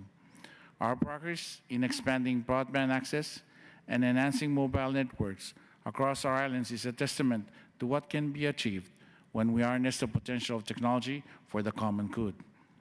Here, I acknowledge and express our appreciation to our donor partners, including Australia, Japan, and the United States, for financing the East Micronesia Cable Project, which is set to provide submarine connectivity between the FSM states and to our neighboring island nations of Nauru and Kiribati. We also thank the World Bank for financing our Fiber to the Homes project and our Digital FSM project.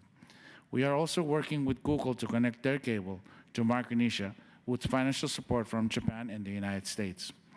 We also thank the government of China for the technical trainings to support us in this telecommunications sector. But while we have come far, our journey is not yet complete. We recognize that digital technologies hold immense potential to accelerate our path towards achieving the Sustainable Development Goals, especially in the critical area of climate action. In Micronesia, we are using digital tools to strengthen our resilience against the growing threats of climate change. From advanced early warning systems that protect the lives in the face of natural disasters, to innovative data platforms that guide sustainable resource management, digital technology is becoming a cornerstone of our strategy to safeguard our future. Yet we also face significant challenges. Our resources are limited, and the need to enhance digital literacy across our islands is urgent. We must ensure that our digital transformation is inclusive, leaving no one behind. Sustainable financing for these initiatives remain a critical need, and here the support of our regional and international partners becomes indispensable. In this context, we wish to express our sincere appreciation to UNESCAP and our partners, such as the ITU, World Bank, and the Asia-Pacific Telecommunity, for their unwavering support in promoting regional digital cooperation among Pacific Island countries. I acknowledge with appreciation the UNESCAP's project on the Pacific Internet Exchange Point, which is expected to improve internet traffic management, foster regional connectivity, and enhance the digital experience of our people. Additionally, the Asia-Pacific Information Superhighway Initiative aims to equip government officials with the skills and knowledge necessary to craft inclusive digital policies that will guide us into the future. As we look ahead, we seek the continued support of the UNESCAP Secretariat, the ITU, the Asia-Pacific Telecommunity, and our regional partners in building our digital connectivity capacity. We ask for your partnership in helping us navigate the complex landscape of digital technologies, ensuring that our journey toward digital transformation is one that aligns with our sustainable development goals and serves the needs of our citizens. Micronesia reaffirms its unwavering commitment to leveraging digital technologies as a force for sustainable development and climate action. We are filled with optimism as we look to the future, confident that through continued collaboration and cooperation within our region, we will build a more inclusive, resilient, and prosperous digital future for all. Thank you. Thank you, Micronesia, for your statement. The next speaker will be Russian Federation, followed by Azerbaijan, and followed by Tuvalu. Russian Federation, the floor is yours. Thank you, Mr. Chair. Distinguished colleagues, today our region is on the threshold of a breakthrough technological era in which the development and implementation of digital technologies create fundamentally new opportunities for increasing the dynamics of economic development of our countries. Digital innovations can fundamentally change the situation, with the implementation of the 2030 Agenda providing the necessary acceleration of its implementation. They can also become, if used responsibly, a powerful tool for overcoming the economic, social, and environmental challenges facing Asia and the Pacific and the entire region in the context of multiple crises of our time. In Russia, digital transformation is one of the 5 key national development goals until 2030. Proceeding rapidly is the digitalization of public administration and access to a wide range of services. In 2024, the number of users of the centralized national digital platform, called State Services, almost doubled to 109 million people. A solid foundation has been laid for the formation and advanced development of the Russian national ICT industry, which is capable of meeting not only the internal needs of the country, business, and end users, but also of offering a wide range of advanced information technologies to other countries open to cooperation. In that context, we view ESCAP as the central mechanism responsible for creating a comfortable and equitable environment for cooperation among the countries of the region in bridging the so-called digital divide, strengthening the relevant capacities of member countries, ensuring access of the population of Asia and the Pacific region, especially the least developed countries, to advanced technologies and communication technologies such as high-speed, high-quality, and inexpensive internet access, including through the implementation of the Asia-Pacific Information Superhighway Initiative. We support Kazakhstan's initiative to establish the Asia-Pacific Digital Solutions Center.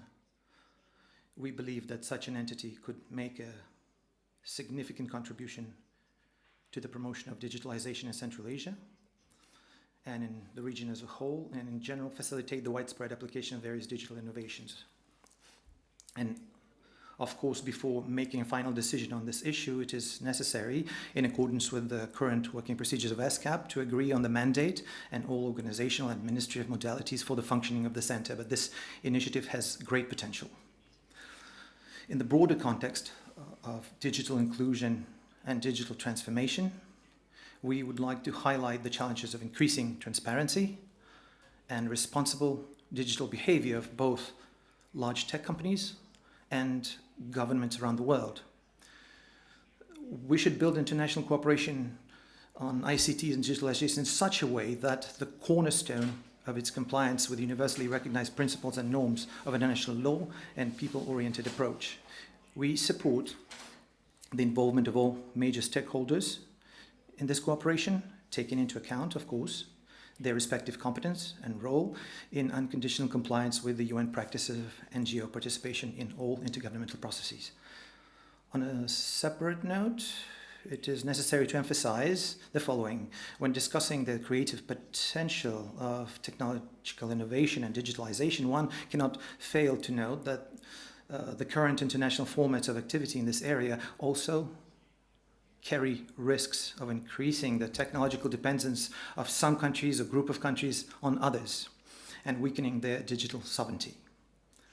The access of entire nations to basic information resources sometimes ends up in the hands of private capital that serves the political interests of the countries of its jurisdiction. We consider it a gross violation of the principle of sovereign equality of states that the West uses unilateral coercive measures. The countries that have fallen victim to illegal sanctions, and there are more and more of them every day, are well aware that restrictions first and foremost affect the most vulnerable population groups. They provoke crises in the food and energy markets, and any coercive measures imposed in circumvention of the UN Security Council must come to an end. In conclusion, Mr. Chairman, Russia, as has already been mentioned, has successfully implemented numerous projects in such areas as digital economy, digital health, smart cities, telecommunications, and cybersecurity. We are ready to share our extensive experience and advanced ICT technologies, and we are open to expanding partnerships and developing mutually beneficial cooperation with other countries to promote innovation and digital transformation in our region. Thank you for your attention. Thank you, Russia, for your statement. Next speaker will be Azerbaijan, followed by Tuvalu, and then Cambodia. Azerbaijan, you have the floor. Thank you, Chair. Dear distinguished guests, ladies and gentlemen, I would like to highlight that today's event coincides with the time of implementation of socioeconomic development strategy for 2022-2026 of the Republic of Azerbaijan, approved by Mr. President in 2022. The strategy envisions the realization of 5 main national priorities currently and in forthcoming years, where economy-wise digital transformation is considered one of the priorities by the government of Azerbaijan. It can support economic diversification, efficiency and effectiveness of public service delivery, and inclusion for all. Digital transformation is strongly featured in development strategy across all pillars and priority areas. It highlights the emergence of the creative and innovative society, the involvement in innovative projects for extensive application of state-of-the-art technologies and innovations throughout the country, the establishment of advanced technology infrastructure, among others, as top priorities for socioeconomic development. Moving forward towards the vision of digital Azerbaijan, the government is looking to increase and enhance efficiency of the government administration, improve the service delivery to citizens, as well as extend the digital transformation to businesses. The government is also looking to diversify the economy with the digital services industry offering a viable alternative to traditional industries.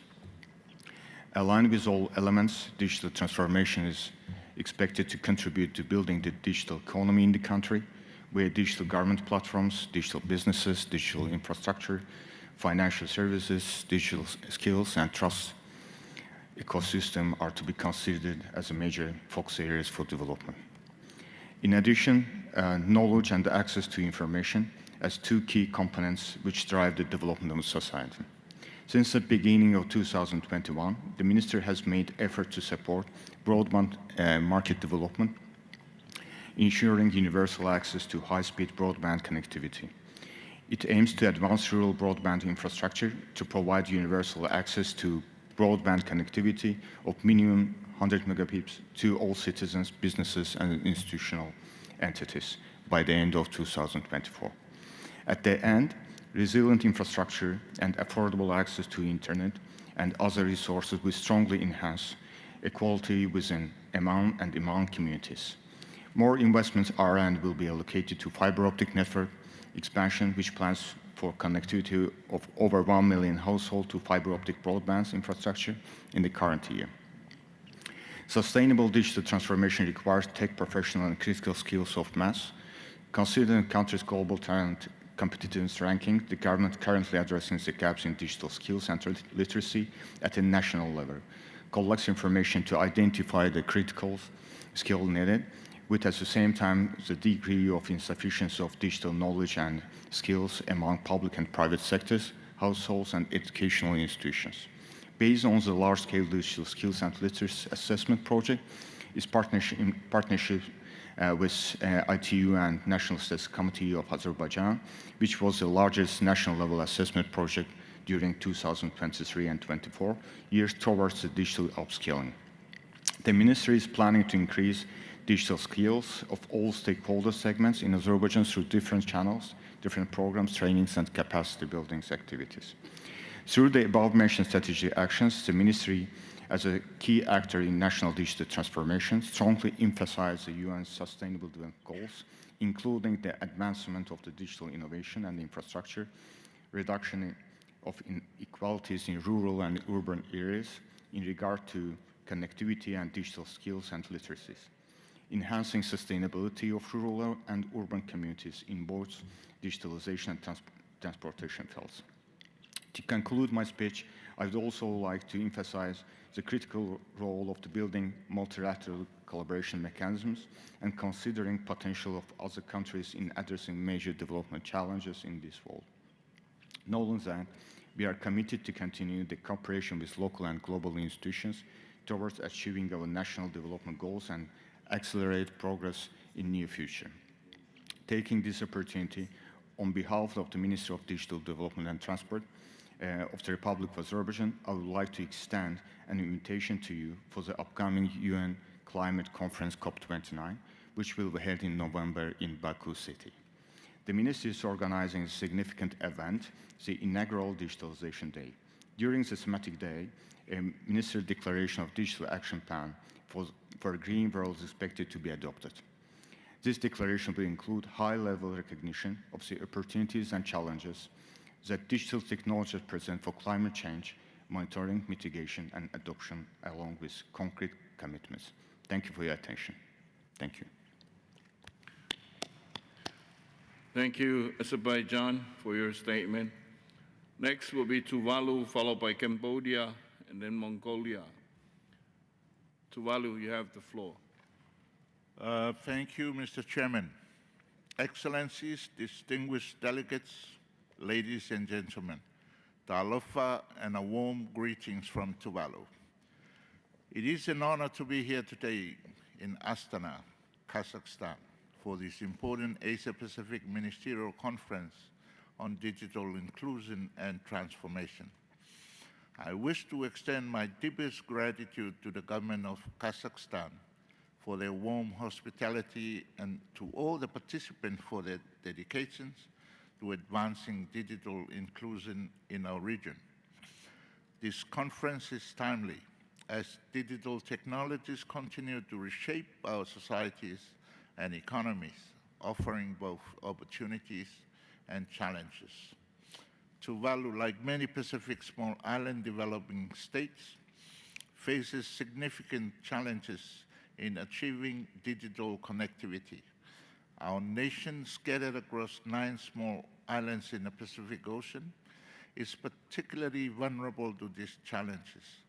Although our internet coverage reaches 80 to 90% of the population, significant obstacles remain. The need for broader legislation to cover data protection, child online safety, consumer protection, and intellectual property is critical. Capacity constraints in our criminal justice and regulatory system further hinder our ability to effectively handle cybercrime, with law enforcement still heavily reliant on traditional methods. Furthermore, the high cost of internet services, which can be as much as 10% of the average citizen's monthly income, exacerbate the digital divide. Additionally, our limited infrastructure for broadband and mobile connectivity has left rural areas particularly underserved. These challenges not only hinder our economic development, but also limit our ability to fully participate in the global digital economy. Despite these challenges, however, Tuvalu recognized the immense potential of digital technologies in promoting economic growth and addressing the existential threat of climate change. As a nation on the front line of rising sea levels and extreme weather events, we have begun to harness digital tools to enhance our reliance. Tuvalu Telecom has made significant progress in expanding 4G LTE mobile coverage, with plans to have 4 or 5 of our 8 other islands online by the end of 2024. Additionally, our efforts include community Wi-Fi across all islands and the anticipated launch of a mobile money solution called in the vernacular Mtupe later this year. Moreover, we have utilized satellite imagery to monitor coastal erosion and manage disaster risk more effectively. These images provide critical data that informs our disaster preparedness and response strategies, ensuring that we can act swiftly to protect our communities. Additionally, we have implemented early warning systems powered by digital technologies, which have proven invaluable in alerting our citizens to impending natural disasters. This technology offers innovative solutions that can help us mitigate the impact of climate change and build a more sustainable future. In this regard, I commend the Secretariat on the 2024 Digital Transformation Report. The selection of the report's theme on climate change by the Steering Committee of the Asia-Pacific Information Superhighway is an issue of critical importance to our future as a small island developing state. Our efforts to bridge the digital divide and leverage technology for climate action will be strengthened through regional cooperation. Therefore, Tuvalu is actively participating in regional initiatives to strengthen its ICT sector. We are a proud member of PACSON, Pacific Cybersecurity Operational Network, affiliate to PILON, Pacific Islands Law Officers Network, Cybersecurity Pacifica, and the new Pacific Cyber Capacity Building Coordination Conference. By leveraging these partnerships, we aim to enhance our digital infrastructure and regulatory framework. I would like to take this opportunity to recognize and thank the United Nations Economic and Social Commission for Asia and the Pacific, ESCAP, for its continued support in promoting digital connectivity in the Pacific region through the Asia-Pacific Information Superhighway Initiative. I request enhanced support, particularly in capacity building for ICT government officials on the opportunities that digital technology offer for climate actions. I also express our gratitude to the UN ESCAP Secretariat for supporting projects such as the Pacific Internet Exchange Point, which will be instrumental in improving the quality of internet access and reducing costs across our island. This initiative will ensure that even the most remote communities can benefit from the digital revolution. Tuvalu will be studying further the possibility of joining the Internet Exchange Point initiative, and towards this end, we would highly appreciate further technical support and policy awareness raising from the SCAP Secretariat. Moving forward, we must continue to strengthen our collaboration, not only within the Pacific, but across the Asia-Pacific region to achieve inclusive digital information that leaves no one behind. In closing, I reaffirm Tuvalu's commitment to advancing digital inclusion and utilizing technology as a force for good. We remain steadfast in our resolve to overcome the challenges that we face and to harness the opportunities that digital transformation presents. I am confident that through our collective efforts, we can create a more connected, resilient, and sustainable future for all. Thank you, Mr. Chair. Thank you, Tuvalu, for your statement. Next speaker will be Cambodia, followed by Mongolia, and then Fiji. Cambodia, you have the floor. Good morning again. Her Excellency Arminda Celsius Ali Jabana, Under Secretary General of the United Nations and Executive Secretary of the Economic and Social Commission for Asia and the Pacific. Her Excellency Saslan Mendiev, Minister of Digital Development, Innovation and Aerospace Industry of the Republic of Kazakhstan. Excellency, distinguished delegate, ladies and gentlemen. Good morning, Her Excellency, ladies and gentlemen. Today it is my great honor and privilege to be here with you to deliver my statement at the Asia Pacific Ministerial Conference on Digital Inclusion and Transformation. On behalf of the Ministry of Posts and Telecommunications of Cambodia, I would like to express my sincere thanks to UNESCAP and the government of the Republic of Kazakhstan for hosting this conference and for the invitation extended to Cambodia. Please allow me to brief about digital inclusion and transformation in Cambodia. The Royal Government of Cambodia has adopted political platform and Pentagonal Strategy Phase 1 of the 7th Legislature of the National Assembly, led by Samdech Moha Bawor Tupade Hunmanet, Prime Minister of the Kingdom of Cambodia. The Pentagonal Strategy is being implemented for Phase 1 in the 5 areas of growth, employment, equity, efficiency, sustainability, and including the 5 key priorities are people, road, water, electricity, and technology, especially digital technology to address the 4th Industrial Revolution and the digital transformation of Cambodia economy. In respecting and implementing the Pentagonal Strategy, the Ministry of Posts and Telecommunications, under leadership of His Excellency Dr. Chiavandet, Minister of the Ministry of Posts and Telecommunications, who is hardworking for establishing development and managing in promoting digital adoption and transformation. In the result of the ministry have established policy, law, and roadmap are as follows. Digital Economic and Society Policy Framework 2021-2035, jointly to establish with the Ministry of Economic and Finance. Cambodia Digital Government Policy 2022-2035. Postal Development Policy 2022-2030. Digital Skill Development Roadmap 2024-2035. 5th Generation Roadmap. Contract for establishing Community Tech Center. On the amendment of Law on Telecommunication, Law on Postal Development, on the drafting, Law on Digital Government, Law on Cybersecurity, Law on Personal Data Protection. Recently, the ministry have developed a platform as follows. verify.gov.kh.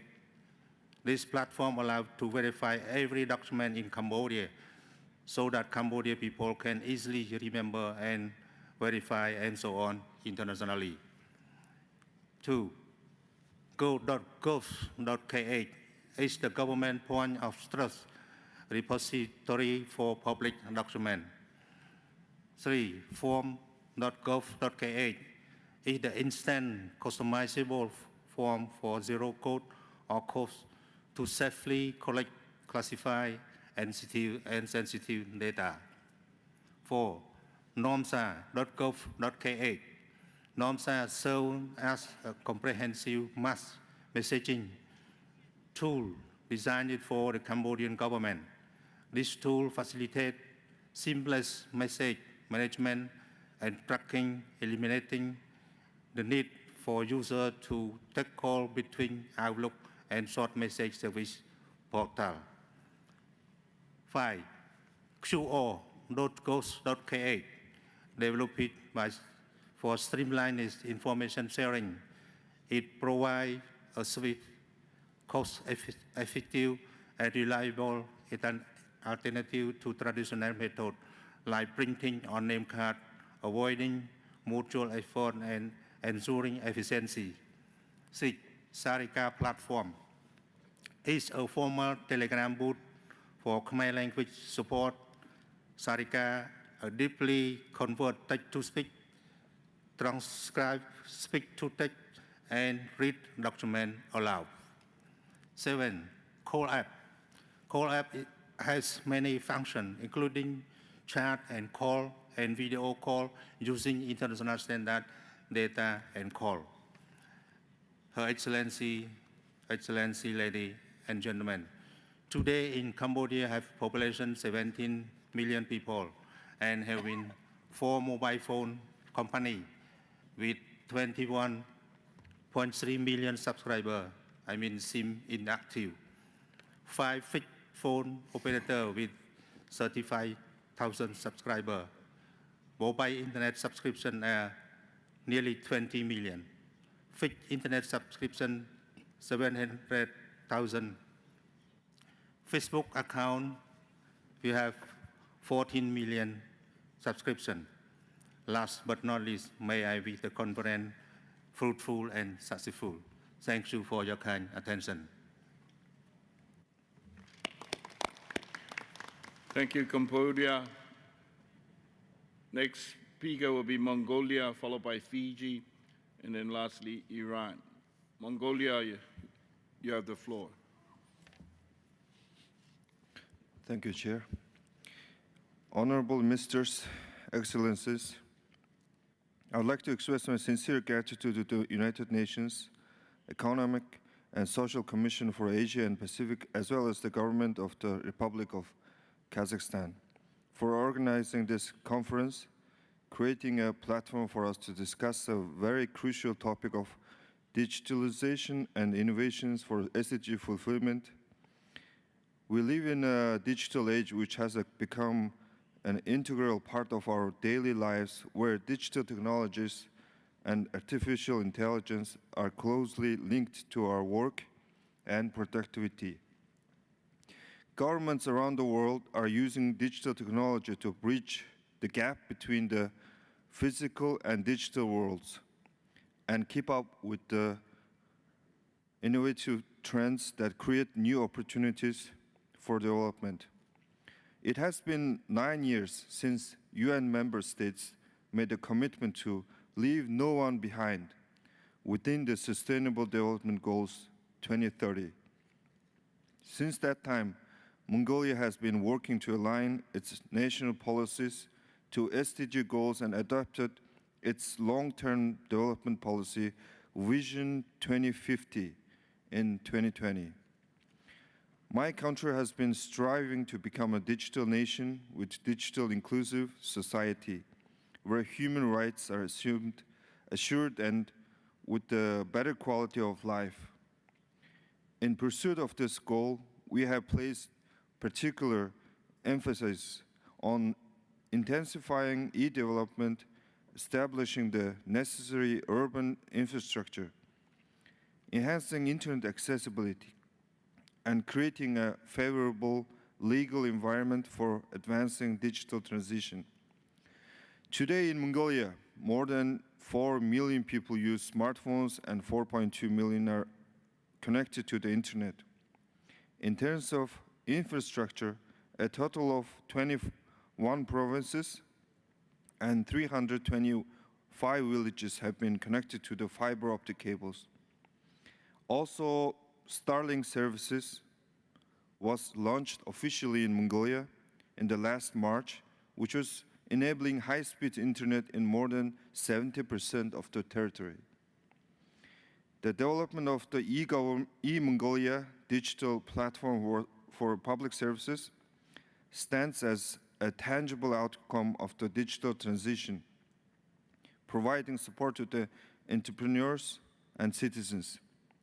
Today, over 80% of the country's adult population is getting public services through this public platform, online platform.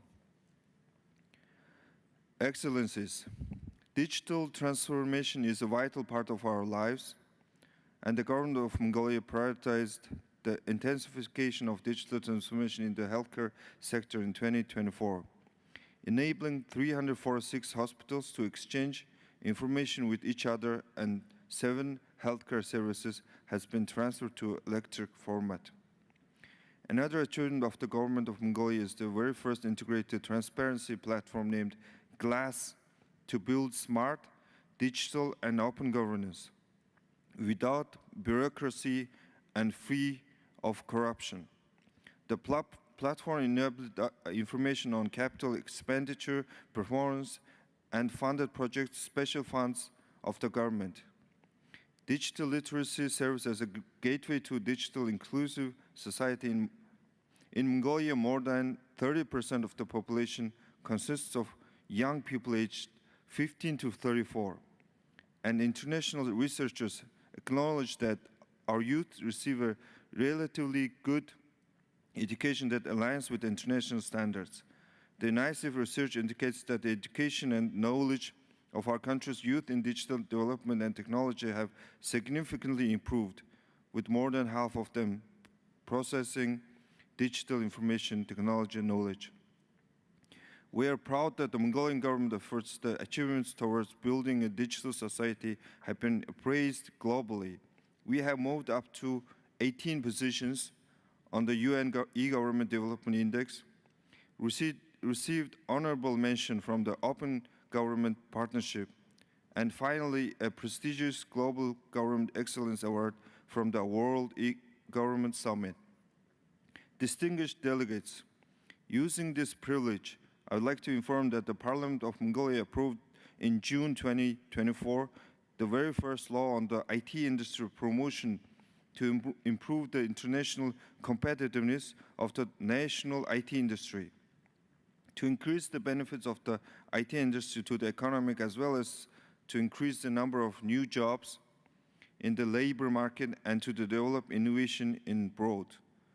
Taking this opportunity, I would like to express our readiness to cooperate with all of you towards creating an environment where technology advances and innovation are used in a best proper way to fulfill SDG goals and leave no one behind.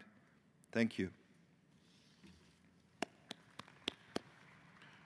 Thank you, Mongolia. Next speaker will be Fiji, followed by Iran. Fiji, you have the floor. Malo, Chair. Excellencies, invited guests, ladies and gentlemen, Bulabinak and greetings to you all. On behalf of my government, it is my great honor to contribute to this esteemed gathering of the Asia-Pacific Ministerial Conference on Digital Inclusion and Transformation. I extend my deepest gratitude to the government of Kazakhstan for hosting this important event, and to ASCAP for its continued leadership in fostering digital development across our region. The progress we discuss here today will shape the future of our nations and our collective ability to achieve our sustainable development goals as we draw closer to 2030. As part of our digital transformation efforts, the Fijian government has made significant strides in advancing digital connectivity and transformation. Over the past decades, our government has implemented a robust national broadband plan, which has led to substantial increases in broadband penetration and mobile internet access across the country. E-government services are now widely available, making public services more accessible to our citizens, especially in remote and rural areas. Through targeted initiatives, we have also improved digital literacy, ensuring that more Fijians can participate in and benefit from the digital economy. These efforts have not only boosted our economic growth, but have also transformed key sectors such as education, healthcare, and public administration, making them more efficient and resilient. Digital technologies present unprecedented opportunities to accelerate the implementation of the SDGs in Fiji. We have integrated digital tools across various sectors to enhance agricultural productivity, improve healthcare delivery, streamlining the process for starting a business and obtaining construction permits, and expanding educational opportunities not only for Fiji, but across the Pacific. For instance, our use of digital platforms in disaster management has strengthened our climate resilience, a critical priority for our island nations in the Pacific. Partnerships with the private sector, civil society, and international organizations have been pivotal in these efforts. Moving forward, our strategic priorities include expanding digital infrastructure, fostering innovation, and ensuring that the benefits of digital inclusion reach every Fijian, with a particular focus on women, youth, and rural communities. We are also in the final stages of developing a national digital strategy for Fiji. This strategy will lay out a coordinated approach to scale inclusive digital technology to drive economic growth and sustainable development. Furthermore, we are strengthening our cybersecurity efforts to ensure a safety and secure digital ecosystem for our people and businesses. As part of this commitment, we are in the process of developing a comprehensive national cybersecurity strategy to strengthen our security posture, boost resilience, and improve our ability to respond to evolving cyber threats. Our efforts to enhance connectivity across the countries is continuing. Starlink is now operational in Fiji, significantly improving internet access in previously undeserved regions, and is unlocking new opportunities in education, healthcare, businesses, and personal communications. In the Pacific, for the vulnerable Pacific seas like Fiji, our Pacific Forum leaders have endorsed the 2050 strategy for the Blue Pacific continent. And on the thematic area of technology and connectivity, our Pacific leaders have pledged their commitments for all Pacific peoples to have access to affordable, accessible, reliable, resilient, safe, secure, inclusive, and interoperable ICT services, including e-services and the digital economy. However, the lack of progress in the Pacific to utilize digital innovations and transformation for sustainable development has had different impacts on both economic and social progress in the sub-region, and constrain our efforts and actions to address climate change and strengthen resilience to disasters. In this regard, digitalization initiatives and other efforts are critical to addressing these compounding challenges. To this end, Fiji and our Pacific small and developing states also faces our unique set of challenges in scaling up our digital innovations, not least of which is access to affordable, reliable internet connectivity. It will be a remiss on my part, Chair, to express our sincere gratitude to UNESCAP for its invaluable support in supporting Fiji and Samoa with the support of New Zealand to establishing the Pacific Internet Exchange Point. This initiative is expected to significantly improve internet quality and reduce costs, benefiting the entire Pacific region. We request the continued support of the ESCAP Secretariat to ensure the sustainability on funding and the expansion of this critical project. Further collaboration in digital transformation will be crucial as we navigate the challenges and opportunities ahead to ensure that no one is left behind. Finally, Chair, for Fiji and our small island nations in the Pacific sub-region, digital inclusion and transformation is to be environmentally sustainable. And we therefore duly acknowledge that regional cooperation is relevant, sharing of learnings and experiences are fundamental, as climate-induced and other natural disasters are not bound by national borders. And thank you very much. Thank you, Fiji, for your statement. And finally, last speaker for today, the Islamic Republic of Iran. You have the floor. Thank you. Honorable Chair, Excellencies, ladies and gentlemen. I would like to begin by expressing my deep gratitude to the government of Kazakhstan for hosting this event and providing us with this invaluable platform to discuss our shared digital future. As we gather here today to discuss the policies needed to build an inclusive and sustainable digital future, we believe there are three crucial perspectives that must guide our efforts.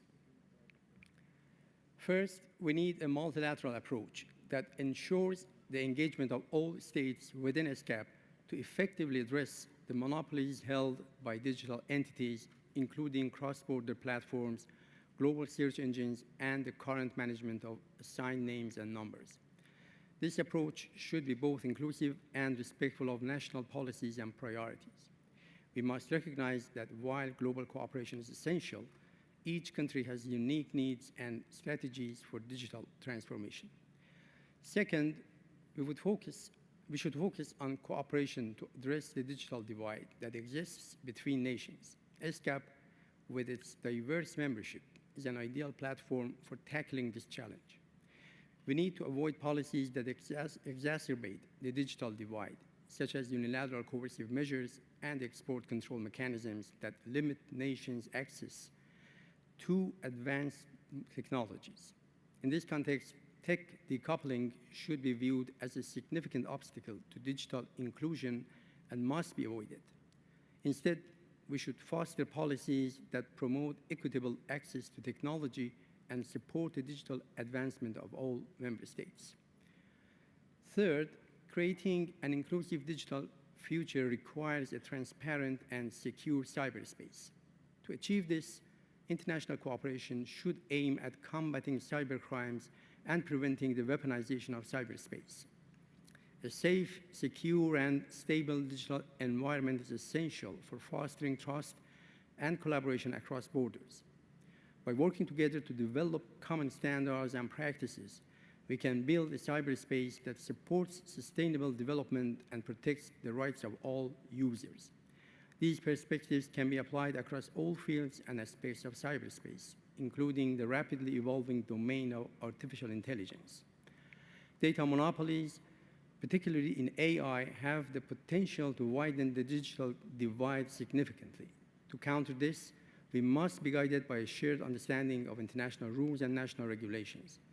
This shared understanding requires respect for the specific approaches and priorities of individual states. We must view data as a common asset, working together on risk assessment and the safety of AI products to ensure that the benefits are shared broadly rather than concentrated among a few. Dear colleagues, we believe that the future of cyberspace must include all nations without discrimination.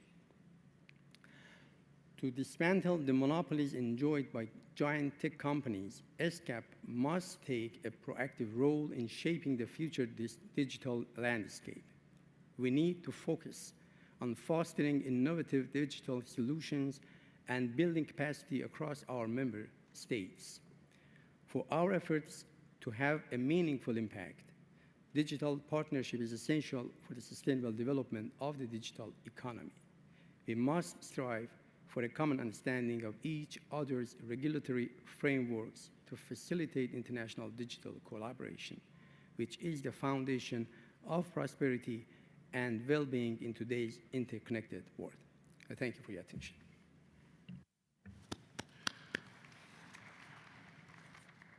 Thank you, the Islamic Republic of Iran, for your statement. Excellencies, distinguished delegates, this brings us to the end of the proceedings for Agenda Item 2. We shall now take up Agenda Item 3 on digital solutions for sustainable development. The document pertaining to this agenda item is ESCAP/MCDIT/3.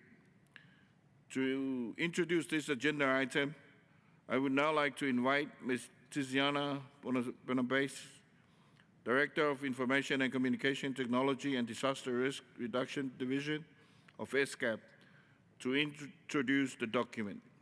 Ms. Bonabase, floor is yours.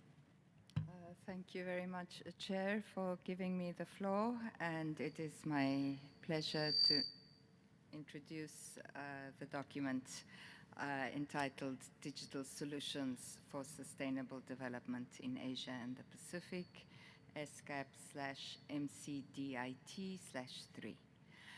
So, Excellencies, this document highlights experiences and good practices in adopting digital solutions for sustainable development in the region. Digital technologies, as we have heard throughout the morning discussion, have emerged as drivers of transformational change by enhancing social, economic, and environmental outcomes. But there are also barriers to scaling up digital solutions for sustainable development. Among these barriers that the document identifies is the lack of adequate digital infrastructure in the rural or remote areas, the gender digital divide, the disparities in digital skills, and the costs of accessing foundational digital connectivity infrastructure.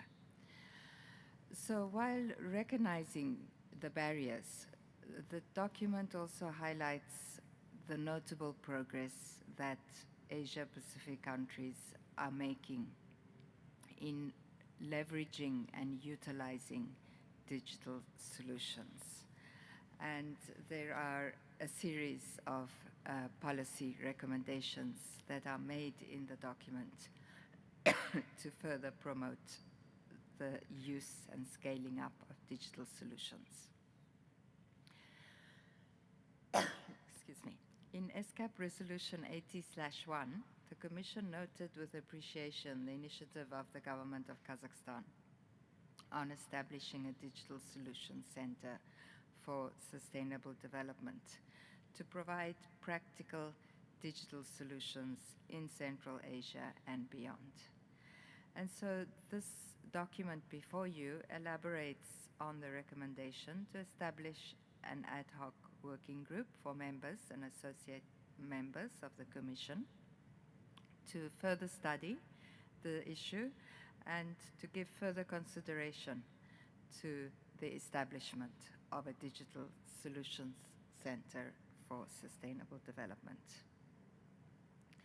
So ministers in the conference are invited to share experiences and practices related to digital innovation and solutions, and to provide further guidance and views on the Digital Solutions Center for Sustainable Development that has been proposed for establishment by the government of Kazakhstan. Thank you. Thank you, Ms. Barnabas. Excellencies, distinguished delegates, the morning session has concluded. The meeting will break for lunch, and we will continue in the afternoon session with agenda item 3 at 14 hours. I would like to invite the Secretariat to make some announcements before the break. Thank you, Chair, and I'd like to just inform Excellencies, distinguished delegates, that during the lunch break from 12 to 1400, we have a number of side events which will be running in parallel to each other. The side events will take place from 12 to 1:15 p.m. and they are hosted by different member states working in partnership with UN entities as well as other multi-stakeholder entities on key topics linked to the theme of digital inclusion and transformation. So the Secretariat has the pleasure of announcing the following side events during the lunch break. The first is organized by the ESCAP Secretariat and the Internet Society, and it's titled Digital for Infrastructure, Connectivity, Productivity and Growth, and it will be in Almaty room number 2. The second one is also organized by the ESCAP Secretariat and various multi-stakeholder partners, and this event is on emerging technology for tackling air pollution and climate change, and it will be held at the Turkestan room. And then the ESCAP Secretariat and the E-Worldwide Group are co-hosting an event called Empowering Women Entrepreneurship with Digital Skills, and this event will be at the Almaty room number 1. And finally, UNDP Kazakhstan, together with the government of Kazakhstan, are co-hosting an event on GovTech for Good, solutions to leave no one behind, and this will be at the Caspian side event room. Once the side events finish at 1:15, I understand there are various lunch options, snack options, so between 1:15 and 2 p.m. you will also have time to have your lunch. But Chair, if I may, through you, request everyone to kindly be back in this room at 2 p.m. sharp for continuation of agenda item 3, and we will be commencing agenda item 3 with a panel discussion. So that's it from my side, Chair. Thank you very much, UNESCAP Secretariat. On this note, I adjourn this meeting. Let's give a big hand of applause for this morning's sessions. We have concluded. We will resume proceedings in the Astana Hall at 14 hours. I would seek your kind cooperation to make sure that we keep to this time schedule. Thank you.